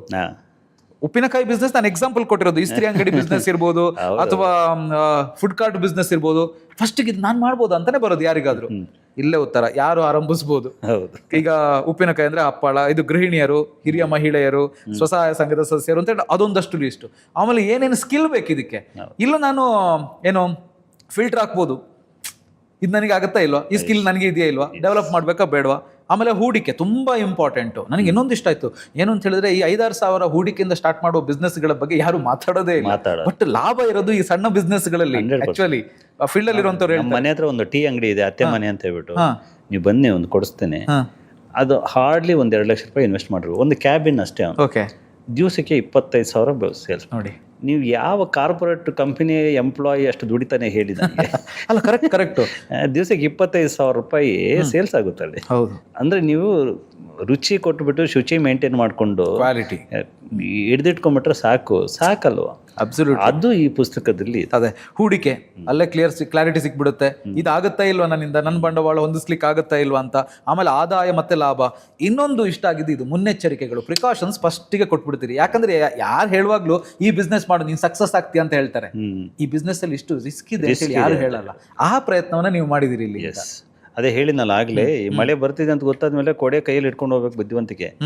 ಸೊ ಮಳೆ ಬರ್ತಿದೆ ಅಂತ ಗೊತ್ತಾದ್ರೂ ನಾನು ನೆನಿತೀನಿ ಅಂತ ಹೋದ್ರೆ ಅದು ದಡ್ಡತನ. ಅದಕ್ಕೆ ನಾನು ಅದಾಗಬಾರ್ದು ಅಂತ ಹೇಳ್ಬಿಟ್ಟು, ನೋಡಪ್ಪ ಇದರಲ್ಲಿ ಇದು ಇದೆ, ಸಮಸ್ಯೆಗಳು ಇದೆ. ಪಾಸಿಟಿವ್ ಅದಾದ ಮುನ್ನೆಚ್ಚರಿಕೆ ಆದ್ಮೇಲೆ ಬೆಳವಣಿಗೆ ಸಾಧ್ಯತೆ ಅಂತ ಬರ್ತಿದ್ದೇನೆ. ಹೌದು.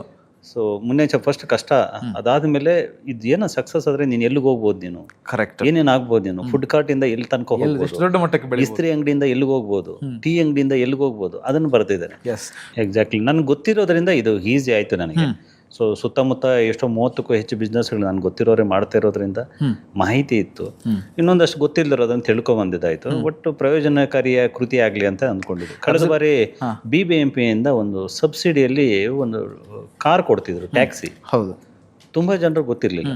ಸೊ ನಾನು ಒಂದು 2-3 ನನಗೆ ಸ್ನೇಹಿತರೊಬ್ರು ಕಾರ್ಪೊರೇಟರ್ ಗೊತ್ತಿರೋದ್ರಿಂದ ಅವ್ರಿಗೆ ಹೇಳ್ಬಿಟ್ಟು ಹಳ್ಳಿ ಹುಡುಗರಿಗೆ ಕೊಡ್ಸಿದ್ವಿ. ಅವ್ರು ಎಷ್ಟು ಚಂದ ಬದುಕು ಕಟ್ಕೊಂಡ್ರು ಅಂದ್ರೆ 2-3 ಕಾರ್ ಇಟ್ಕೊಂಡ್ಬಿಟ್ರು. ಆಮೇಲೆ ಅಂದ್ರೆ ಅವ್ರಿಗೆ ಗೊತ್ತೇ ಇರಲಿಲ್ಲ ಅದಕ್ಕೆ ಸಬ್ಸಿಡಿ 1.5 ಲಕ್ಷ ಸಬ್ಸಿಡಿ ಸಿಗ್ತಿತ್ತು ಆ ಕಾಲಕ್ಕೆ. ಅದು ಕಾರ್ 3 ಲಕ್ಷ ಏನೋ, 1.5 ಲಕ್ಷ ಹೋಗಿ ಇವ್ರು 2 ಲಕ್ಷ ಅಷ್ಟೇ ಕಟ್ಟಬೇಕಿತ್ತು. ತಗೊಬಂದ್ರು, ಸಬ್ಸಿಡಿ ಸಿಕ್ತು, ಬೆಳೆದು ಬಿಟ್ರಲ್ಲ. ಆ ಥರದ್ದು ಯಾವುದೋ ಒಂದು ಪಾಯಿಂಟ್ ಅಷ್ಟೇ ಆ ಟರ್ನಿಂಗ್ ಪಾಯಿಂಟ್ ಸಿಕ್ಬಿಟ್ರೆ ಅಂದರೆ ಆಮೇಲೆ ಅವ್ರು ತಿರುಗಿ ನೋಡಲ್ಲ ವಾಪಸ್. ಎಸ್ ಸರ್, ಇವತ್ತು ಪ್ರತಿಯೊಬ್ಬರಿಗೂ ಕೂಡ ಗೊತ್ತಿರುವಂತೆ ಕೆಲಸ ಹುಡುಕುವಂಥ ಯುವಕರ ಸಂಖ್ಯೆ ದಿನದಿಂದ ದಿನಕ್ಕೆ ಜಾಸ್ತಿ ಆಗ್ತಾ ಇದೆ. ಎಲ್ಲಾದರೂ ಒಂದು ಕೆಲಸ ಮಾಡಿದರೆ ಸಾಕು ಅಂತೇಳಿ. ಅಫ್ಕೋರ್ಸ್ ಮನೆಯಲ್ಲೂ ಕೂಡ ಮಕ್ಕಳನ್ನು ಬೆಳೆಸುವಂಥ ಸಂದರ್ಭದಲ್ಲಿ ನೀನು ಒಳ್ಳೆ ಓದಬೇಕು, ಒಳ್ಳೆ ಕೆಲಸ ತಗೊಳ್ಬೇಕು ಅಂತ ಹೇಳುವಂಥದ್ದನ್ನು ಹೇಳ್ತಾರಷ್ಟೇ ಹೊರತು ಕೆಲಸ ಕೊಡುವಂಥವನಾಗಬೇಕು ಅಂತೇಳಿ ಎಲ್ಲೂ ಕೂಡ ಹೇಳಲ್ಲ. ನಿಮಗೆ ಇದರಲ್ಲಿ ಯಾವುದು ಶ್ರೇಷ್ಠ ಅಂತ ಅನಿಸುತ್ತೆ? ಉದ್ಯೋಗಿ ಆದರೆ ನಾನು ನನ್ನ ಕುಟುಂಬ ಬದುಕ್ಬೋದು. ಸೊ ಉದ್ಯಮಿ ಆದರೆ ಒಂದು ಇಡೀ ಒಂದು ವರ್ಗ, ಒಂದು ಪರಿವಾರ, ಒಂದು 10 ಕುಟುಂಬಗಳನ್ನು ಬೆಳೆಸ್ಬೋದು. ಸೊ ನಾನು ಯಾವತ್ತೂ ಆ ಆಪ್ಷನ್ನೇ ನೋಡ್ತೇನೆ. ಸೊ ಕುವೆಂಪು ಅವರು ಒಂದು ಕಡೆ ಹೇಳ್ತಾರೆ, ಎಲ್ಲರೂ ಉದ್ಯೋಗಗಳನ್ನು ಹುಡುಕಿ ಹೊರಟರೆ ಉದ್ಯೋಗದಾತರು ಯಾರು ಅಂತ. ಸೊ ನನಗೆ ಇನ್ಸ್ಪೈರ್ ಆಗಿರುವಂತಹ ಮಾತು ಇವತ್ತಿಗೂ ನಾನು ಅದನ್ನು ಅನುಸರಿಸ್ತೀನಿ. ಉದ್ಯೋಗದಾತರು ಹೆಚ್ಚಬೇಕು. ಉದ್ಯೋಗದಾತರು ಹೆಚ್ಚಿದಷ್ಟು ಕುಟುಂಬಗಳು, ಆ ಸಮಾಜ ಭಾಳ ಒಳ್ಳೆ ರೀತಿಯಲ್ಲಿ ಬೆಳವಣಿಗೆ ಕಾಣುತ್ತೆ. ಇವತ್ತಿನ ಸ್ಥಿತಿಗತಿಯಲ್ಲಿ ಯಾರು ಬೇಕಾದರೂ ಉದ್ಯೋಗದಾತರು ಆಗ್ಬೋದಾ ಅಂತ? ನೋ, ತುಂಬ ಡೆಡಿಕೇಶನ್ ಬೇಕು. ಡಿಗ್ರಿ ಇದ್ರೆ ಸಾಲಲ್ಲ, ಡೆಡಿಕೇಶನ್ ಬೇಕು. ಮತ್ತು ಅದರಲ್ಲಿ ಜಾಬಲ್ಲಿ ಬೆಳಿಗ್ಗೆ 10 ಗಂಟೆಗೆ ಹೋಗಿ 6 ಗಂಟೆಗೆ ಮನೆಗೆ ಬಂದು ಟಿ ವಿ ನೋಡ್ತಾ ಮಲಗ್ದಂಗಲ್ಲ. ಸೊ 24/7 ದುಡಿಬೇಕಾಗುತ್ತೆ. ಅದರಲ್ಲೂ ಉದ್ಯಮ ಆರಂಭಿಕ ಹಂತದಲ್ಲಿ ನೀವೊಬ್ಬ ಹೌಸ್ ಕೀಪಿಂಗಿಂದ ಹಿಡ್ಕೊಂಡು ಪ್ರತಿಯೊಂದು ಕೆಲಸಕ್ಕೂ ನೀವು ತಯಾರಿ ಇರಬೇಕಾಗಿರುತ್ತೆ. ಸೊ ಅಂತಹ ಮನಸ್ಥಿತಿ ಇಲ್ಲದೆ ಇದ್ದರೆ ಯಾರು ಬಿಸ್ನೆಸ್ ಶುರು ಮಾಡೋಕ್ಕೆ ಹೋಗ್ಬಾರ್ದು. ಸೊ ಸಾಮಾನ್ಯವಾಗಿ ಬಿಸ್ನೆಸ್ ಅಂತಂದರೆ ಬಾಸ್ ಅಂತ ಅಂದ್ಕೋತಾರೆ. ನೋ, ನನಗೆ ಬಿಸ್ನೆಸ್ ಅಂತಂದರೆ ಒಂದು ಜಾಬ್ ಮಾಡೋನಿಗಿಂತ ಕೆಟ್ಟ ಸ್ಥಿತಿಯಲ್ಲಿ ಮನಸ್ಥಿತಿಯನ್ನು ರೆಡಿ ಮಾಡ್ಕೋಬೇಕು ನಾನು. ಎಂಥ ಸವಾಲುಗಳು ಎಷ್ಟು ಸವಾಲು ಬರುತ್ತಂದರೆ ನಮ್ಮ ವ್ಯವಸ್ಥೆ ಬಿಸ್ನೆಸ್ ಮ್ಯಾನ್ಗಳಿಗೆ ಪೂರಕವಾಗಿಲ್ಲ. ಅದ್ರ ಬಗ್ಗೆ ಡೈವರ್ಟ್ ಮಾಡೋದು ಬೇಡ ಸಬ್ಜೆಕ್ಟು. ಬಿಸ್ನೆಸ್ ಮ್ಯಾನ್ಗಳನ್ನು ನಾವು ಯಾವ ರೀತಿ ನಡೆಸ್ಕೋಬೇಕು, ಯಾವ ರೀತಿ ಅವರಿಗೆ ಪೂರಕವಾದ ವಾತಾವರಣ ಕೊಡಬೇಕು, ಒಂದು ಫ್ರೆಂಡ್ಲಿ ನೇಚರ್ ಅನ್ನೋಂಥದ್ದು ನಮ್ಮ ದೇಶದಲ್ಲಿಲ್ಲ. ಅದು ಸ್ವಲ್ಪ ಕಷ್ಟ ಅದು. ಸೊ ಆ ಒತ್ತಡಗಳಿದಾವಲ್ಲ, ನೀವು ಸತ್ತೋಗ್ಬಿಡ್ತೀವಿ. ಒಂದು ನಮ್ಮ ಹೂಡಿಕೆ ಮತ್ತು ನಮ್ಮ ಸರ್ವೀಸು, ನಮ್ಮ ಪ್ರಾಡಕ್ಟು, ಅದ್ರ ಕ್ವಾಲಿಟಿ, ಇದೆಲ್ಲ ಒಂದು ಸಮಸ್ಯೆ ಆದರೆ ಈ ಸಿಸ್ಟಮ್ ಕೊಡುತ್ತಲ್ಲ ಪ್ರೆಷರು, ತಡ್ಕೊಳಕ್ಕಾಗಲ್ಲ. ಸೊ ಆ ಪ್ರೆಷರನ್ನು ತಡ್ಕೊಳ್ಳುವಂತಹ ಸ್ಥಿತಿ ತಲುಪದ ಹೊರತು ಎಲ್ಲರೂ ಬಿಸ್ನೆಸ್ ಮ್ಯಾನ್ ಆಗ. ಈಗ ನಿಮ್ಮ 25 ವರ್ಷದ ಬಿಸ್ನೆಸ್ ಜರ್ನಿಯಲ್ಲಿ ಯಾವ ಥರದ ಸವಾಲುಗಳನ್ನು ನೀವು ಎದುರಿಸಿದ್ದೀರಿ? ಅಂದರೆ ಕಷ್ಟ ಬಂದಂಥ ಸಿಚುವೇಶನ್ಸ್ ಎಲ್ಲ ಇದೆಯಾ? ಬಿಸ್ನೆಸ್ ಮಾಡಲಿಕ್ಕೆ ಹೊರಡುವಂಥವ್ರು ಯಾವ ಥರದ ಸಿಚುವೇಶನಿಗೆ ರೆಡಿ ಆಗಿರಬೇಕು ಅಂತ? ಸರ್, ನಾನು ಅಟ್ಲೀಸ್ಟ್ ಜೀವನ ಮರಣದ ಸಮಸ್ಯೆಗಳನ್ನು ಎದುರಿಸಿ ಇಲ್ಲಿ ತನಕ ಬಂದಿರೋಂಥದ್ದು. ನಾನು ಹೇಳಿದ್ನಲ್ಲ ಆಗಲೇ, ನಾನೇ ಸೆಕ್ಯೂರಿಟಿ ಗಾರ್ಡ್ ಆಗಿದ್ದವನು ಒಂದು ಸಂಸ್ಥೆ ಕಟ್ಟಬೇಕು ಅಂತ ಹೊರಟೋಗ್ತೀನಿ ಅಂತ ಹೇಳಿ, ಆಗ ಅಲ್ಲಿದ್ದಂತಹ ಅಷ್ಟು ಜನ ನನ್ನ ವಿರುದ್ಧ ನಿಲ್ತಾರೆ. ಸೊ ನನ್ನ ಹೊಡೆದಾಕಬೇಕು ಅನ್ನೋ ಮಟ್ಟಕ್ಕೆ ಹೋಗುತ್ತೆ ಪರಿಸ್ಥಿತಿಗಳು. ಒಂದು ವ್ಯವಸ್ಥೆ ಹಾಗೆ ವರ್ಕ್ ಮಾಡುತ್ತೆ. ಸೊ ಅಲ್ಲಿ ನೀವು ಪ್ರಬಲ ಆಗದೆ ಹೋದರೆ ನೀವು ಅಲ್ಲಿ ಉಳಿಯೋದೇ ಕಷ್ಟ. ಮತ್ತು ನನಗೆ ಶುರುವಿನಲ್ಲಿ ಇದು ಒಂದು ವ್ಯವಸ್ಥೆದು. ಇನ್ನೊಂದು 2, ಈಗ ನಾನು ಯಾವುದೋ ಒಂದು ಕಡೆಗೆ ಸರ್ವಿಸ್ ಎಲ್ಲ ಕೊಡ್ತಾ ಇದ್ದೀನಿ, ಇದಕ್ಕಿಂತ ಒಬ್ಬ ಹುಡುಗ ಸತ್ತೇ ಹೋಗ್ಬಿಟ್ಟು. ಓಕೆ, ನನ್ನ ಹತ್ರ ಅವತ್ತು 10 ರೂಪಾಯಿ ದುಡ್ಡಿಲ್ಲ, ಒಬ್ಬ ಸತ್ತೋಗಿದ್ದಾನೆ, ಅವನ ಬಾಡಿನ ತೊಗೊಂಡೋಗಿ ನಾವು ಅಸ್ಸಾಮ ಕಳಿಸ್ಕೊಡ್ಬೇಕು.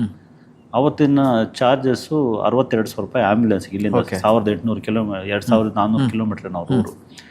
ಸೊ ಹೇಗೆ ಮಾಡಬೇಕು ಅಂತ ಹೇಳ್ಬಿಟ್ಟು ನಾವು ಅವತ್ತು ನನ್ನ ಸಾವಿಗೆ ನಾನೇ ಕಾರಣ ಅಂತ ಪತ್ರ ಬರೆದಿಟ್ಕೊಂಡು, ಸೊ ಒಂದು 6 ತಿಂಗಳು ಓಡಾಡಿದ್ದೀನಿ ನಾನು. ಈ ಪ್ರೆಷರ್ಸ್ ಎಲ್ಲ ತಡ್ಕೊಂಡು ಉಳ್ಕೊಳ್ಳೋದು ಇದೆಯಲ್ಲ, ಸಣ್ಣ ವಿಷಯ ಏನಾಗಲ್ಲ. ಈ ಥರದ್ದು ನನ್ನ ಕಂಪ್ನಿಯಲ್ಲಿ ಇದುವರೆಗೂ ಬರ್ತಾರೆ ಪಾಪ. ಸಾವು ಯಾರಿಗೂ ಹೋದ್ರೂ ಆಗ್ಬೋದಲ್ಲ. ಇಲ್ಲಿ 1000 ಜನ ಇರಬೇಕಾದ್ರೆ ಒಬ್ಬನಿಗೆ ಹಾರ್ಟ್ ಅಟ್ಯಾಕ್ ಆಗುತ್ತೆ, ಒಬ್ಬನಿಗೆ ಮೂರ್ಛೆ ರೋಗ, ಒಬ್ಬನಿಗೆ ಅಲ್ಸರು, ಈ ಥರ ಹಾಸ್ಪಿಟ್ಲಲ್ಲಿ ಅಡ್ಮಿಟ್ ಮಾಡಿ ನ್ಯಾಚುರಲ್ ಡೆತ್ ಸುಮಾರು ಆಗಿಬಿಟ್ಟಿದೆ. ಅವರೆಲ್ಲರ ಬಾಡಿಗಳನ್ನ ಊರಿಗೆ ಕಳಿಸ್ಕೊಡ್ಬೇಕು. ಹೌದು, ಆ ಥರದ್ದು ಒಂದು ರಿಸ್ಕು. ಮತ್ತು ಎಲ್ಲೋ ಒಂದು ಕಡೆ ಕಳ್ತನ ಆಗ್ಬಿಡುತ್ತೆ ರಾತ್ರಿ, ಅದೆಲ್ಲವೂ ಕೂಡ ನಮ್ಮ ಕಾಂಟ್ರಾಕ್ಟ್ ಅಂಡರಲ್ಲಿ ಇರುತ್ತೆ. ಸೊ ಅದನ್ನು ಬರೆಸ್ಕೊಡ್ಬೇಕು. ಹೇಗೆ ಕೆಲವು ಕಡೆಗೆ ಕೋಟಿಗಳು ತುಂಬಿ ಕೊಟ್ಟಿದ್ದೇವೆ. ಸೊ ಇನ್ನೊಂದು ಕಡೆಗೆ ಇದ್ದಕ್ಕಿದ್ದಂಗೆ ಕಳ್ಳರೇನೋ ಬಂದು ಹೊಡೆದ್ಬಿಟ್ಟು ಹೊರಟೋಗ್ತಾರೆ. ಸೊ ಟ್ರೀಟ್ಮೆಂಟ್ ಅವ್ರಿಗೆ, ಅವರ ಮನೆ, ಅವರ ಕುಟುಂಬ, ಅವರು ನಮ್ಮಲ್ಲಿ ಕಂಪ್ಲೇಂಟ್ ಮಾಡ್ತಾರೆ. ಇನ್ನೊಬ್ಬ ಸರಿ ಎಲ್ಲೋ ಕೆಲಸ ಮಾಡ್ತಾ ಜಾಗದಲ್ಲಿ ಆಕ್ಸಿಡೆಂಟ್ ಆಗುತ್ತೆ, ಏನೋ ಒಂದು ಸಣ್ಣ ಬಿಡೋದು, ಏನೋ ಸಪೋಸ್ ಅವನೇನೋ ನೀರು ಟ್ಯಾಂಕ್ ಚೆಕ್ ಮಾಡಬೇಕು ಅಂತ ಹೇಳ್ಬಿಟ್ಟು ಎಲ್ಲ ಹತ್ತಿರ್ತಾನೆ, ಅಲ್ಲಿಂದ ಬಿದ್ದುಬಿಡ್ತಾನೆ ಕೆಳಗಡೆ. ಸೊ ಅದೊಂದು FIR ಆಗುತ್ತೆ, ಪೊಲೀಸ್ ಕಂಪ್ಲೇಂಟ್ ಆಗುತ್ತೆ. ಅದನ್ನು ನೋಡ್ಕೋಬೇಕು. ಆಮೇಲೆ ಇದ್ದಕ್ಕಿದ್ದಂಗೆ ಯಾವುದೋ ಒಬ್ಬ ಕ್ಲೈಂಟ್, ನೀವು ಬಿಸ್ನೆಸ್ ಸರ್ವಿಸ್ ಕೊಡ್ತಾ ಇದ್ದೀರಿ, ಕಾಂಟ್ರಾಕ್ಟ್ ಮಾಡ್ತಾ ಇರ್ತೀರಿ, ಅವನ ಕಂಪ್ನಿ ಲಾಸ್ ಆಗುತ್ತೆ. ಅವ್ನು ರಾತ್ರಿ ಕಂಪ್ನಿ ಮುಚ್ಕೊಂಡು ಹೊರಟೋಗ್ತಾನೆ. ಒಬ್ಬ ಆಲ್ಫ್ರಾ ಇನ್ಫ್ರಾಟೆಕ್ ಅಂತ ಹೇಳ್ಬಿಟ್ಟು ಒಂದು ಕಂಪ್ನಿ, ದುಬೈ ಬೇಸ್ಡ್ ಕಂಪ್ನಿ, 2008ರಲ್ಲಿ ನಾನು 15 ಲಕ್ಷ ರೂಪಾಯಿ ತೊಗೊಂಡು ಹೊರಟೋಗ್ಬಿಟ್ಟು. ಅಯ್ಯೋ, 2008ರಲ್ಲಿ, ಇವತ್ತಲ್ಲ, 2008 ಆ ಕಾಲಕ್ಕೆ ನಾನು ಆಗ್ತಾನೆ ಬರ್ತಾ ಇದ್ದಂಥ ಸ್ಟೇಜ್. 15 ಲಕ್ಷ ಅಂತ ಹೇಳಿ, 15 ಲಕ್ಷ ಎಷ್ಟು, ಇವಾಗ 1.5 ಕೋಟಿಗೆ ಹೋಗೇ ಬಿಟ್ಟ ಅವನು. ನನ್ನ ಸ್ಥಿತಿ ಏನಾಗಿರ್ಬೋದು ಅವತ್ತು. ಸೊ ಇದನ್ನೆಲ್ಲ ಎದುರಿಸೋಕ್ಕೆ ತಾಕತ್ತಿಲ್ಲದೆ ಹೋದರೆ ಕುಟುಂಬ ಮೊದಲು ಕುಟುಂಬದವ್ರ ದೃಷ್ಟಿಯಲ್ಲಿ ನಾವು ಸಣ್ಣವರಾಗ್ಬಿಡ್ತೀವಿ. ಸೊ ಅದರಿಂದ ಅದನ್ನು ತಡೆದು ಎದುರಿಸಿ ನಿಲ್ಲುವಂತಹ ಮನಸ್ಥಿತಿ ಬಾರದು ಹೊರತು ಬಿಸ್ನೆಸ್ ಮೆನ್ ಆಗೋದು ಕಷ್ಟ. ನನ್ನ ಸುತ್ತಮುತ್ತ ನನ್ನ ಸ್ನೇಹಿತರು ತುಂಬ ಜನ ಸರ್ಕಾರಿ ನೌಕರಿದ್ದಾರೆ. ಅವನ್ನೆಲ್ಲ ನೋಡಿದಾಗ ನನಗೆ ನಿಜವಾಗ್ಲೂ ಹ್ಯಾಪಿ, ನಾನು ಹಿಂಗಿರಕ್ಕೆ ಆಗ್ತಿಲ್ವಲ್ಲ. ಬಟ್ ಅವರನ್ನು ಅವ್ರ ಲೈಫ್ ಸ್ಟೈಲನ್ನು ನೋಡಿದಾಗ ಅನಿಸುತ್ತೆ ಅವರು ನನ್ನಂಗಿರೋಕ್ಕಾಗಲ್ಲ ಬಿಡು. ಅದು ಕರೆಕ್ಟ್. ಯಾಕಂತಂದರೆ ಎಷ್ಟು ನಾನು ಇಲ್ಲಿ ಡೆಡಿಕೇಶನ್ ಆಗಿ ಕೆಲಸ ಮಾಡ್ತಿದ್ದೀನೋ, ಎಷ್ಟು ಪ್ರೆಜರ್ ತೊಳ್ಕೊತಾ ಇದ್ದೀನೋ ಅಷ್ಟು ನನಗೆ ರಿಟರ್ನ್ ಬರ್ತಿದೆ. ಅವ್ರು ಎಷ್ಟು ಸುಖವಾಗಿದ್ದಾರೋ ಅಷ್ಟು ಇದ್ದಾರೆ. ಸೊ ಅದರಿಂದ ಇದು ರಿಸ್ಕ್ ಎಷ್ಟು ಜಾಸ್ತಿ ಇರುತ್ತೋ ಅಷ್ಟೇ ರಿಟರ್ನ್ಸ್ ಬರುತ್ತೆ ಅಂತ ಹೇಳ್ತೀವಲ್ಲ, ಈ ಇನ್ವೆಸ್ಟ್ಮೆಂಟ್ ಇದರಲ್ಲಿ ಮಾತುಗಳಲ್ಲಿ ಹೇಳ್ತೀವಿ, ರಿಸ್ಕ್ ಜಾಸ್ತಿ ಇದ್ರೆ ರಿಟರ್ನ್ಸ್ ಜಾಸ್ತಿ ಅಂತ. ಅಷ್ಟೇ ಸರ್. ಅದರಿಂದ ಆ ಪ್ರೆಜರ್ ತಡ್ಕೊಳ್ಳೋಂತಹ ಸ್ಥಿತಿಗೆ ಬರದ ಹೊರತು ಎಲ್ಲರೂ ಬಿಸ್ನೆಸ್ ಮ್ಯಾನ್ಗಳಾಗಕ್ಕೆ ಹೋಗ್ಬಾರ್ದು. ಇನ್ನೊಂದು ಕೇಳ್ಬೇಕು ಸರ್, ಕನ್ನಡದಲ್ಲಿ ಈ ಥರದ ಒಂದು ಕ್ಲಿಷ್ಟಕರ ಅಂತೇಳಿ ಅನ್ಸ್ಕೊಂಡದ್ದು ಬಿಸ್ನೆಸ್ ಅಂತೇಳಿ ತುಂಬ ಜನರ ಮೈಂಡಲ್ಲಿ ಇರೋದು ಅದು ತುಂಬ ಕಷ್ಟ, ನಮ್ಮಿಂದ ಅದನ್ನು ಅರಗಿಸ್ಕೊಳ್ಳೋದಕ್ಕಾಗಲ್ಲ, ಅದ್ರ ಬಗ್ಗೆ ಇನ್ಫಾರ್ಮೇಷನ್ಸ್ ಎಲ್ಲ ನಮ್ಮ ಭಾಷೆಯಲ್ಲಿ ನಮಗೆ ಅರ್ಥ ಆಗೋ ರೀತಿಯಲ್ಲಿ ಯಾರು ಕೂಡ ಹೇಳಲ್ಲ, ದೊಡ್ಡ ದೊಡ್ಡ ವರ್ಡ್ಗಳನ್ನು ಯೂಸ್ ಮಾಡ್ತಾರೆ ಅಂತ. ಬಟ್ ಇಷ್ಟೊಂದು ಸರಳವಾಗಿ ಸಿಂಪಲ್ ಆಗಿ ನೀವು ಬರೆದು ಕೊಟ್ಟಿದ್ದೀರಾ ಜನರ ಕೈಗೆ. ಸೊ ಈ ಪ್ರಕ್ರಿಯೆ ಇಲ್ಲಿಗೆ ನಿಲ್ಲುತ್ತಾ ಅಥವಾ ಕಂಟಿನ್ಯೂ ಆಗುತ್ತಾ? ಮುಂದಷ್ಟು ಏನಾದರೂ ಇದ್ರ ಬಗ್ಗೆ ಇದೇ ಥರದ್ದು ಏನಾದ್ರು ಮಾಡಬೇಕು ಅಂತ ಇದೆಯಾ ಯೋಚನೆಗಳು? ಇದು ಆಲ್ರೆಡಿ 101 ಅಂತ ಮಾಡಿರೋದ್ರಿಂದ ಇನ್ನೊಂದು 51 ನನ್ನ ಹತ್ರ ಇದೆ. ಈ ಪುಸ್ತಕನ ಇನ್ನೊಂದು 3 ತಿಂಗಳಲ್ಲಿ ಒಂದಷ್ಟು ಜನಕ್ಕೆ ತಲುಪಿಸ್ಬೇಕಂತ, ಒಂದು 50,000 ಜನಕ್ಕೆ ತಲುಪಿಸ್ಬೇಕು ಅಂತ ಇದೆ. ಇದು ತಲುಪಿದ್ದಾದರೆ ಅದಾದಮೇಲೆ ಮಾಡಿ ನೋಡೋಣ ಅಂತಾನು ಇದೆ. ಬಟ್ ಉದ್ದೇಶ ಇದ್ದಿದ್ದು ಜನಸಾಮಾನ್ಯ, ನಾನು MBA ಕ್ಲಾಸಸ್ ಥರ ಆ ಥಿಯರಿ ಗಟ್ಟಿ ಪದಗಳೆಲ್ಲ ಹಾಕಿ ಹೇಳಬಾರ್ದು ಅಂದ್ಕೊಂಡೆ, ಸರಳವಾಗಿ ತಲುಪಿಸ್ಬಿಡ್ಬೇಕು. ಸೊ ಆ ಕಾರಣಕ್ಕೋಸ್ಕರ ಒಂದು ಸರಳವಾದ ಪುಸ್ತಕ ರೆಡಿ ಆಗಿದೆ. ಬಟ್ ಈ 51 ಬಿಸ್ನೆಸ್ ಐಡಿಯಾಗಳು ಏನಿದಾವೆ, ಸೊ ಇದನ್ನ ಯಾರು ಬೇಕಾದ್ರೂ ಮಾಡ್ಬೋದು. ಯಾರು ಬೇಕಾದ್ರೂ ಮಾಡ್ಬೋದು, ಬಂಡವಾಳ ಕಡಿಮೆ ಇದ್ರೂ ಮಾಡ್ಬೋದು. ಸೊ ಮತ್ತೆ ಇದಕ್ಕೆ ಬೇಡಿಕೆ ಕಮ್ಮಿ ಆಗಲ್ಲ, ಆ ಕಾರಣಕ್ಕೋಸ್ಕರ. ಎಸ್, ಇನ್ನೊಂದು ಇಲ್ಲಿ ಕೇಳೋದು ಸರ್, ಆಗ್ಲೇ ನಾನು ಮಾತಾಡಿದೆ ಅದರ ಬಗ್ಗೆ, ಬಟ್ ನಿಮಗೊಂದು ಸ್ಮರಣೀಯ ಅನ್ನಿಸಿದಂಥ ಘಟನೆ ಯಾವುದಾದ್ರೂ ಇದೆಯಾ? ಈ ಪುಸ್ತಕವನ್ನು ಬರೆದು ಓದಿದಂಥ ವ್ಯಕ್ತಿ ಅವನ ಜೀವನದಲ್ಲಿ ಬದಲಾವಣೆ ಆಗಿರೋದನ್ನ ನಿಮ್ಗೆ ಹೇಳಿರೋದು ಏನಾದ್ರು? ಅದು ಬರೀ 20 ದಿವಸ ಆಗಿದೆಯಲ್ಲ ಸರ್. ಕರೆಕ್ಟ್, 20 ದಿವಸದಲ್ಲಿ ನಾನು ಕೇಳಬಾರ್ದು. ಅದಕ್ಕೆ ತುಂಬಾ ಜನ ಕಳಿಸಿದ್ದಾರೆ, ನಾವೊಂದು ಬಿಸ್ನೆಸ್ ಶುರು ಮಾಡ್ಬೇಕಂತಿದ್ದೀನಿ ಅಂತ ಹೇಳಿ. ಒಂದಷ್ಟು ಇವತ್ತು ಬೆಳಿಗ್ಗೆ ತಾನೇ ಇಲ್ಲಿಗೆ ಬರೋದಕ್ಕಿಂತ ಮುಂಚೆ ಒಬ್ಬ ಹುಡುಗ ಮಂಜುನಾಥ್ ಅಂತ ಮೆಸೇಜ್ ಕಳಿಸಿದ್ದಾರೆ, ನಾನು ಫೋಟೋಗ್ರಫಿ ಬಿಸ್ನೆಸ್ ಮಾಡಬೇಕು ಅಂತಿದ್ದೀನಿ, ನಿಮ್ಮ ಮಾಹಿತಿ ಭಾಳ ಅನುಕೂಲವಾಗಿತ್ತು, ಇನ್ನೊಂದಷ್ಟು ಪರ್ಸನಲ್ ಆಗಿ ಬಂದು ಭೇಟಿ ಮಾಡ್ಬೋದಾ, ಬನ್ನಿ ಅಂತ ಕರೆದಿದ್ದೀನಿ, ನಾಳಿದ್ದು ಬರ್ತೀನಿ. ಆಗ್ಲೇ ಒಂದು ಯೂಟ್ಯೂಬ್ ವಿಡಿಯೋ, ಯೂಟ್ಯೂಬ್ ಚಾನಲ್ ಮಾಡಿಬಿಟ್ಟು ರೈಟರು, ಅವರು ಭಾಳ ಒಳ್ಳೆ ರೈಟರ್ ಅವರು ಕೂಡ ಯೂಟ್ಯೂಬ್ ಚಾನಲ್ ಮಾಡ್ತೀನಿ ಅಂತ ಹೇಳಿ 70 ವರ್ಷ ಅವರಿಗೆ. ಅವ್ರೀಗ ಇನ್ಸ್ಪೈರ್ ಆಗಿ ನಾನು ಮಾಡ್ತೀನಿ ಅಂತ ಅದನ್ನು ಸೋಷಿಯಲ್ ಮೀಡಿಯಾದಲ್ಲಿ ಕೂಡ ನಾನು ಹೇಳ್ಕೊಂಡಿದ್ದೇನೆ. ಎಸ್, ನಾನು ಆಗಲೇ ಹೇಳ್ಬೇಕಿರಿ ಇನ್ನೊಂದು ಲೈನ್ ಅದಕ್ಕೆ ಸೇರಿಸಬೇಕಿತ್ತು. ಏನಂದ್ರೆ ಯಾರು ಬೇಕಾದ್ರೂ ಮಾಡ್ಬೋದು, ಕಡಿಮೆ ಬಂಡವಾಳದಿಂದ ಜಾಸ್ತಿ ಬಂಡವಾಳದವರೆಗೆ ಏಜ್ ಲಿಮಿಟ್ ಕೂಡ ಇಲ್ಲ. 18 ವರ್ಷ ಆದ್ಮೇಲೆ ನೀವು ಯಾರು ಬೇಕಾ 18 ವರ್ಷ ಆದ್ಮೇಲೆ ಯಾರು ಬೇಕಾದ್ರೂ ಈ ಬಿಸ್ನೆಸ್ ಅನ್ನು ಮಾಡ್ಬೋದು. ಈಗ 70 ವರ್ಷ ಅಲ್ಲ ಅವ್ರಿಗೆ? ಹೌದು, 70 ವರ್ಷ ಅಂದ್ರೆ 70-80 ವರ್ಷದವ್ರು ಕೂಡ ಮಾಡ್ಬೋದು ಆರಾಮಾಗಿ. ಅವರಲ್ಲಿ ಆ ಒಂದು ಮೋಟಿವೇಶನ್ ಸಿಗ್ತಲ್ಲ, ಅಂದ್ರೆ ಅದರಲ್ಲಿ ಏನೇನು ಲಾಭಗಳಿದಾವೆ ಅಂತ ಹೇಳಿದಾಗ ಹೌದಲ್ಲ ಇದು ಮಾಡ್ಬೋದಲ್ಲ ಅಂತ ಅನ್ಸುತ್ತಲ್ವ. ಮತ್ತೆ ಕೆಲವರಿಗೆ ಕೆಲವು ಈಸಿ ಅನ್ಸುತ್ತೆ. ಕರೆಕ್ಟ್. ನನ್ನ ಹತ್ರ ಕಂಟೆಂಟ್ ಇದೆಯಲ್ಲ, ನಾನು ಯಾಕೆ ಯೂಟ್ಯೂಬ್ ಚಾನಲ್ ಮಾಡಬಾರ್ದು ಅಂತ ಅನ್ಸಿದೆ ಅವರಿಗೆ. ಅವ್ರ ಹತ್ರ ಕಂಟೆಂಟ್ ಇತ್ತು, ಸೊ ನಾನು ಜಸ್ಟ್ ಗೈಡ್ ಆದೆ ಅಷ್ಟೇ. ಆಗ್ಲೇ ನೀವು ಹೇಳಿದ್ರಿ ಒಂದಷ್ಟು ಜನ ಕಾಂಟ್ಯಾಕ್ಟ್ ಮಾಡ್ತಾ ಇದ್ದಾರಲ್ಲ ಅಂತೆಲ್ಲ, ಬಹುಶಃ ತುಂಬಾ ಜನರಿಗೆ ಈ ಪ್ರಶ್ನೆ ಇರ್ಬೋದು, ಅದಕ್ಕೋಸ್ಕರ ಕೇಳ್ತಾ ಇದ್ದೀನಿ. ಸೊ ಈ ಪುಸ್ತಕವನ್ನು ಓದಿದಂಥವ್ರು ನಿಮ್ಮನ್ನ ಕಾಂಟ್ಯಾಕ್ಟ್ ಮಾಡಬೇಕು ಅಥವಾ ನಿಮ್ಮಿಂದ ಇದ್ರ ಬಗ್ಗೆ ಸಲಹೆಗಳನ್ನು ಪಡ್ಕೊಳ್ಬೇಕು ಅಂತ ಹೇಳಿದ್ರೆ, ಡೈರೆಕ್ಟ್ ಕಾಂಟ್ಯಾಕ್ಟ್ ಮಾಡಬೇಕು ಅಂತಿದ್ರೆ ಏನಾದ್ರು ಅವಕಾಶ ಇದೆಯಾ ಅಂತ? ನನ್ನ ಪುಸ್ತಕದ ಕೊನೆ ಪೇಜಲ್ಲಿ ನನ್ನ ನಂಬರೇ ಕೊಟ್ಬಿಟ್ಟಿದ್ದೀನಿ, ಯಾರು ಬೇಕಾದ್ರೂ ಮಾಡಿ. ನಾನು ಭಾಳ ಟ್ರಾನ್ಸ್ಪರೆಂಟ್ ವ್ಯಕ್ತಿತ್ವವನ್ನು ಕಾಪಾಡ್ಕೊಂಡು ಬಂದಿದ್ದೇನೆ. ಸೊ ಪುಸ್ತಕ ಬರೆದುಬಿಟ್ಟು ಬೆನ್ನು ಹಾಕುವಂಥದ್ದೇನಿಲ್ಲ. ನೀವು ಕೇಳೋ ಪ್ರಶ್ನೆಗಳಿಗೆ ನಾನು ರೆಡಿ ಇರ್ತೇನೆ, ಅದಕ್ಕೆ ನಾನು ನಂಬರ್ ಕೊಟ್ಟಿದ್ದೀನಿ ಪುಸ್ತಕದಲ್ಲಿ. ಯಾರು ಬೇಕಾದ್ರೂ ಫೋನ್ ಮಾಡೋದು, ಎಲ್ರಿಗೂ ನಾನು ಸ್ಪಂದಿಸ್ತಾ ಇದ್ದೇನೆ. ಬಿಸ್ನೆಸ್ಗೆ ಸಂಬಂಧಪಟ್ಟಂಗೆ ಮಾತಾಡಿ.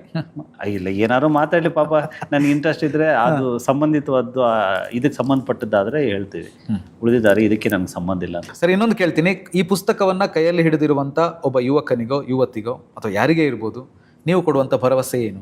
ನಾನು ಯುವಕರಿಗೆ ಭರವಸೆ ಅಂತಲ್ಲ, ಒಂದು ಮಾತನ್ನು ಹೇಳಬೇಕು, ನಾವು ಶ್ರೀಮಂತರಾಗಬೇಕು ಅಥವಾ ಉದ್ಯಮಿಗಳಾಗಬೇಕು ಅಂದರೆ ಅದು ದೊಡ್ಡ ಮನೆತನದಲ್ಲೇ ಹುಟ್ಟಬೇಕು, ದೊಡ್ಡ ಜಾತಿಯಲ್ಲೇ ಹುಟ್ಟಬೇಕು, ದೊಡ್ಡ ಬಂಡವಾಳ ಬೇಕು ಅಂತಲ್ಲ. ದೊಡ್ಡ ಕನಸುಗಳಿದ್ದರೂ ಕೂಡ ಸಾಕು.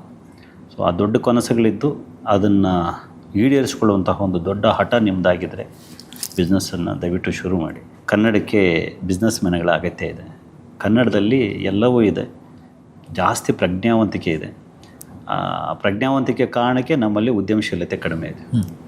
ಸೊ ನಮ್ಮಲ್ಲಿ ಏನಾಗುತ್ತೆ, ಓದಿ ಕೂಡ ಒಂದಷ್ಟು ಕಂಫರ್ಟ್ ಝೋನಲ್ಲಿ ಆರಾಮಾಗಿ ಬದುಕುವಂಥದ್ದು ಇದೆಲ್ಲ ಅಭ್ಯಾಸ ಆಗಿಬಿಟ್ಟಿದೆ. ಇಲ್ಲಿನ ವಾತಾವರಣ, ಇಲ್ಲಿನ ವಿದ್ಯೆ ಅವರನ್ನು ಹಾಗೆ ಮಾಡಿದೆ. ನಮ್ಮಲ್ಲಿ ಒಬ್ಬ ಗುಜರಾತಿ ಹುಟ್ಟಬೇಕು, ನಮ್ಮಲ್ಲಿ ಒಬ್ಬ ಮಾರ್ವಾಡಿ ಥರದ್ದು ಒಂದು ಮನಸ್ಥಿತಿ ಬರಬೇಕು. ಹಾಗಾದಾಗ ಕನ್ನಡಿಗರು ಬೇರೆ ರೀತಿಯಲ್ಲಿ ತಮ್ಮನ್ನು ತಾವು ಗಟ್ಟಿಯಾಗಿಸ್ಕೊಳ್ಳೋಕ್ಕೆ ಸಾಧ್ಯ ಆಗುತ್ತೆ. ಆ ಉದ್ಯಮಶೀಲತೆಯೇ ಈ ಪುಸ್ತಕದ ಹಿಂದಿನ ಮತ್ತೊಂದು ಉದ್ದೇಶ ಕೂಡ. ಖಂಡಿತವಾಗ್ಲು ಕನ್ನಡಿಗರಾಗಿದ್ದುಕೊಂಡು ಬೇರೆಯವರಿಗೆ ಕೆಲಸ ಕೊಡುವ ರೇಂಜ್ಗೆ ಬೆಳಿಬೇಕು ಅಂತ. ಇಲ್ಲಿ ನಾವೇನಾದರೆ ಕೆಲಸ ಮಾಡೋಂಥ ಇನ್ನೊಬ್ಬರ ಅಡಿಯಲ್ಲಿ ಕೆಲಸ ಮಾಡ್ತಿದ್ದೀವಿ. ನೀವು 90% ಈ ವಿಡಿಯೋ ನೋಡ್ತಾ ಇರೋರು ಒಂದ್ಸಾರಿ ಆತ್ಮವಿಮರ್ಶೆ ಮಾಡ್ಕೊಳ್ಳಿ, ನಾವೆಲ್ಲಿದ್ದೀವಿ ಅಂತ. 90% ಜನ ಇನ್ಯಾರ್ದೋ ಒಬ್ಬರು ಉದ್ಯಮದಲ್ಲಿದ್ದೀವಿ. ಬೇಕಾದ್ರೆ ಚೆಕ್ ಮಾಡ್ಕೊಳ್ಳಿ. ಒಂದು 10% ಜನ ಅಷ್ಟೇ ಕನ್ನಡದಲ್ಲೇ ತಾವೇ ಉದ್ಯೋಗ ಮಾಡಿಕೊಂಡು ಕನ್ನಡಿಗರು ಕೆಲಸ ಕೊಟ್ಕೊಂಡಿದ್ದಾರೆ. ಒಂದು ಕನ್ನಡದ ಉದ್ಯಮಿ ಆದರೂ ಕೂಡ ಬೇರೆಯವ್ರ ಕೆಲಸ ಕೊಡೋ ಸ್ಥಿತಿಯಲ್ಲಿದೆ. ಯಾಕಂದ್ರೆ ನಾವು ಅಷ್ಟು ಕಂಫರ್ಟ್ ಝೋನಲ್ಲಿದ್ದೀವಿ. ನಮ್ಮಲ್ಲಿ ಈ ಬ್ಲೂ ಕಲರ್ ಜಾಬು ಅದಕ್ಕೆಲ್ಲ ಸಿಗೋದೇ ಇಲ್ಲ ಜನ. ಸೊ ಆ ಮಟ್ಟದಲ್ಲಿದೆ. ಆದ್ದರಿಂದ ಅಟ್ಲೀಸ್ಟ್ ಉದ್ಯಮಿಗಳಾಗಲಿ ಅಂತ. Super sir. ಒಂದಷ್ಟು ರ್ಯಾಪಿಡ್ ಫೈರ್ ಪ್ರಶ್ನೆಗಳನ್ನು ಕೇಳ್ತೀನಿ. ಉದ್ಯೋಗ ಒಳ್ಳೇದಾ, ಬಿಸ್ನೆಸ್ ಒಳ್ಳೇದಾ? ಉದ್ಯೋಗ ನಮ್ಮ ಹೊಟ್ಟೆ ತುಂಬಿಸುತ್ತೆ, ಉದ್ಯಮ 10 ಹೊಟ್ಟೆಗಳು ತುಂಬಿಸುತ್ತೆ. ಅದರಿಂದ ಉದ್ಯಮವೇ ಉತ್ತಮ. ಬಂಡವಾಳನೋ ಅಥವಾ ಬುದ್ಧಿವಂತಿಕೆ? ಬಂಡವಾಳ ಇದ್ದರೆ ಬುದ್ಧಿವಂತಿಕೆ ಬರಲ್ಲ, ಬುದ್ಧಿವಂತಿಕೆ ಇದ್ದರೆ ಬಂಡವಾಳ ತರ್ಬೋದು. ಅದರಿಂದ ಬುದ್ಧಿವಂತಿಕೆ. ನಗರದ ಬಿಸ್ನೆಸ್ಸು ಅಥವಾ ಹಳ್ಳಿಯ ಬಿಸ್ನೆಸ್ಸು? ನಗರದ ಬಿಸ್ನೆಸ್ಸಲ್ಲಿ ಸ್ಪರ್ಧೆ ಹೆಚ್ಚು, ಬಟ್ ಅವಕಾಶಗಳು ಹೆಚ್ಚು. ಹಳ್ಳಿ ಬಿಸ್ನೆಸ್ಸಲ್ಲಿ ಅಡೆತಡೆಗಳು ಹೆಚ್ಚು ಮತ್ತು ಸೀಮಿತವಾದ್ದು. ಅದರಿಂದ ನಗರವೇ ಉತ್ತಮ ಅಂತ. ಒಬ್ಬ ಉದ್ಯಮಿಗೆ ಇರಬೇಕಾದಂಥ ಮೊದಲ ಗುಣ ಯಾವುದು? ಧೈರ್ಯ. ಶ್ರೀನಿವಾಸ್ ಅವರ ಅಚ್ಚುಮೆಚ್ಚಿನ ಬಿಸ್ನೆಸ್ ಐಡಿಯಾ ಯಾವುದು? ಪೈಪ್ಲೈನಲ್ಲಿದೆ, ಈ ವರ್ಷನೇ ಹೇಳ್ತೀನಿ. ಬಿಸ್ನೆಸ್ನಲ್ಲಿ ಸೋತಾಗ ಮೊದಲು ಮಾಡಬೇಕಾದ ಕೆಲಸ ಏನು? ಒಂದು ಲಾಸ್ ಲೆಕ್ಕ ಹಾಕೋದಕ್ಕಿಂತ ಲೆಸನ್ಸ್ ಲೆಕ್ಕ ಹಾಕೋಬೇಕು ನಾವು. ಬಿಸ್ನೆಸ್ನಲ್ಲಿ ಗೆದ್ದಾಗ ಮೊದಲು ಮಾಡಬೇಕಾದ ಕೆಲಸ ಏನು? ರೀಇನ್ವೆಸ್ಟ್ ಮಾಡಿ. ಬೆಂಗಳೂರನ್ನು ನೀವು ಹೇಗೆ ನೋಡ್ತೀರಿ? ನಾನು ಹೇಗೆ ನೋಡ್ತೀನಲ್ಲ, ನಿಮಗೆ ರಸ್ತೆಯಲ್ಲಿ ನಿಂತ ವಾಹನಗಳು ನೋಡಿದ್ರೆ ಏನು ಅನಿಸುತ್ತೆ? ಟ್ರಾಫಿಕ್ ಅನಿಸುತ್ತಲ್ಲ. ನನಗೆ ಆ ವಾಹನಗಳು ನೋಡಿದರೆ ಆಪರ್ಚುನಿಟೀಸ್ ಅನಿಸುತ್ತೆ. ಎಷ್ಟು ವಾಹನಗಳಿದಾವೋ ಅಷ್ಟು ಆ ಕಾರಣಕ್ಕೆ ನಾವೆಲ್ಲರೂ ಕೂಡ ನೆಮ್ಮದಿಯಾಗಿದ್ದೀವಿ. ಅಷ್ಟು ಬಿಸ್ನೆಸ್ಸು ಇಷ್ಟು ಕೆಲಸ ಮಾಡ್ತಿರೋದಕ್ಕೆ ಆ ವಾಹನಗಳೇ ಕಾರಣ. 51 ಬಿಸ್ನೆಸ್ ಐಡಿಯಾಗಳು. ಈ ಪುಸ್ತಕವನ್ನು ಯಾಕೆ ಓದಬೇಕು? ಇದು ಗೂಗಲಲ್ಲಿ ಸಿಗುವಂತಹ ಕಂಟೆಂಟ್ ಅಲ್ಲ, ಇದೊಂದು ಗೈಡ್. ನಿಮ್ಮ ಒಬ್ಬ ಫ್ರೆಂಡ್ ಪಕ್ಕದಲ್ಲಿ ಕೂತ್ಕೊಂಡು ಹೇಳ್ತಾರಂಥ ಕಂಟೆಂಟ್. ಆದ್ದರಿಂದ ಮತ್ತು ಇದೆಲ್ಲ ಕೂಡ ನಾನು ಪ್ರಯತ್ನಪಟ್ಟು ನನ್ನ ಸುತ್ತಮುತ್ತ ನೋಡಿ ಅನುಭವಿಸಿ ಬರೆದಂಥದ್ದು ಆಗಿರೋದ್ರಿಂದ ನಿಮಗೆ ಒಂದು ರಿಯಲಿಸ್ಟಿಕ್ ಫೀಲ್ ಸಿಗುತ್ತೆ. ಆದ್ದರಿಂದ ಇದನ್ನು ಓದ್ಬೋದು. ಪ್ರೀತಿ ಮನಸ್ಸಲ್ಲಿರುತ್ತೆ. ತುಂಬ ಜನ ಅದನ್ನು ಓದೋದ್ರಲ್ಲೋ ಬರೆಯೋದ್ರಲ್ಲೇ ಕಳೆದು ಬಿಡ್ತಾರೆ. ಬಟ್ ನಾನು ಮಾತ್ರ ಅಲ್ಲ, ಇನ್ನೊಬ್ರಿಗೂ ಅದು ತಲುಪಬೇಕು ಅಂತ ಹೇಳುವಂಥ ನಿಮ್ಮ ಆ ಮನಸ್ಸಿದೆಯಲ್ಲ, ಅದಕ್ಕೆ ನಿಜಕ್ಕೂ ಕೂಡ ಥ್ಯಾಂಕ್ಸ್ ಹೇಳಬೇಕು. ಎಷ್ಟೋ ಜನ ಇವತ್ತು ಈ ಪುಸ್ತಕ ಸಂತೆಯಿಂದಾಗಿ ಅಥವಾ ನೀವು ಅದನ್ನು ಪ್ರಚಾರ ಮಾಡ್ತಾ ಇರೋದು, ಪುಸ್ತಕಗಳ ಬಗ್ಗೆ ಮಾತಾಡ್ತಾ ಇರೋದು, ಅದರ ಬಗ್ಗೆ ಬರೆಯೋದು, ಅದರ ಬಗ್ಗೆ ಜನರನ್ನು ಮತ್ತೆ ಪುಸ್ತಕ ಓದೋದ್ರತ್ತ ಹಚ್ಚೋದು ಅಂತ ಹೇಳ್ತೀವಲ್ಲ, ಮಾಡ್ತಾ ಇರುವಂಥ ಕಾರ್ಯ ನಿಜಕ್ಕೂ ಕೂಡ ಶ್ಲಾಘನೀಯ ಅಂತಲೇ ಹೇಳ್ಬೋದು. ಸೊ ನಿಮ್ಮ ಕನಸುಗಳು, ಆಸೆಗಳೇನಿದ್ದಾವೆ ಎಲ್ಲವೂ ಕೂಡ ನನಸಾಗಲಿ ಅಂತೇಳಿ ನಾನು ಹಾರೈಸ್ತೀನಿ ಸರ್. ನಿಮ್ಮ ಪ್ರೀಷಿಯಸ್ ಟೈಮಿಗೆ, ನಿಮ್ಮ ಪ್ರೀಷಿಯಸ್ ನಾಲೆಜ್ಗೆ thank you sir. Thank you very much. Thank you so much. So ನೋಡಿದ್ರಲ್ಲ, ಇದು ವೀರಕಪುತ್ರ ಶ್ರೀನಿವಾಸ್ ಅವರ ಅನುಭವದ ಮಾತುಗಳು. ಅವರು ಬರೆದಿರುವಂಥ ಈ 51 ಬಿಸ್ನೆಸ್ ಐಡಿಯಾಗಳು ಅಂತ ಹೇಳುವಂಥ ಪುಸ್ತಕ ಇದೆಯಲ್ಲ, ಇದು ಬಹಳಷ್ಟು ಜನರಿಗೆ ಬಿಸ್ನೆಸ್ ಮಾಡಬೇಕು, ನಾನು ಬದುಕನ್ನು ಕಟ್ಕೊಳ್ಬೇಕು, ಬಟ್ ನನಗೆ ಯಾವ ಬಿಸ್ನೆಸ್ ಮಾಡಬೇಕು ಅಂತೇಳಿ ಗೊತ್ತಾಗಲ್ಲ, ಎಷ್ಟು ಹೂಡಿಕೆ ಬೇಕು ಅಂತ ಹೇಳಿ ಗೊತ್ತಾಗಲ್ಲ, ಹೇಗೆ ಸಾಲ ಪಡ್ಕೊಳ್ಬೇಕು ಅಂತ ಗೊತ್ತಾಗಲ್ಲ, ಅಥವಾ ಬಿಸ್ನೆಸ್ಸನ್ನು ಹೆಂಗೆ ಡೆವಲಪ್ ಮಾಡಬೇಕು ಅಂತ ಗೊತ್ತಾಗಲ್ಲ ಅಂತ ಹೇಳುವಂಥವರಿಗೆ ಇದು ನಿಜಕ್ಕೂ ಕೂಡ ದಾರಿದೀಪ. ಈ ಪುಸ್ತಕವನ್ನು ಒಂದ್ಸರ್ತಿ ಓದಿದ್ರೆ ನಿಮಗೆ ಖಂಡಿತವಾಗ್ಲೂ ಬಿಸ್ನೆಸ್ ಬಗ್ಗೆ ಐಡಿಯಾ ಸಿಗುತ್ತೆ, ಬಿಸ್ನೆಸ್ಸನ್ನು ಮಾಡೋದಕ್ಕೂ ಕೂಡ ಸಹಾಯ ಆಗುತ್ತೆ ಅಂತ ಹೇಳ್ತೀನಿ. ಸೊ ಈ ವಿಡಿಯೋ ನಿಮಗೆ ಇಷ್ಟ ಆಗಿದೆ ಅಂತ ಹೇಳಿದ್ರೆ ಲೈಕ್ ಮಾಡಿ, ಹಾಗೆಯೇ ಈ ಇಂಟರ್ವ್ಯೂಗೆ ಸಂಬಂಧಪಟ್ಟಂತೆ ಕಾಮೆಂಟ್ ಮಾಡಿ, ನಿಮ್ಮ ಫೀಡ್ಬ್ಯಾಕ್ ಅನ್ನು ತಿಳಿಸಿ, ಹಾಗೆಯೇ ಬಾಸ್ವಾಲಾ ಚಾನಲ್ ಅನ್ನು ಸಬ್ಸ್ಕ್ರೈಬ್ ಮಾಡಿ. ಬ್ರಾಂಡ್ ಪಾರ್ಟ್ನರ್ಶಿಪ್ ಮತ್ತು ಜಾಹೀರಾತಿಗಾಗಿ ಸಂಪರ್ಕಿಸಿ brand@bosswala.com. WhatsApp number 9108014192. Bosswala. Be the boss.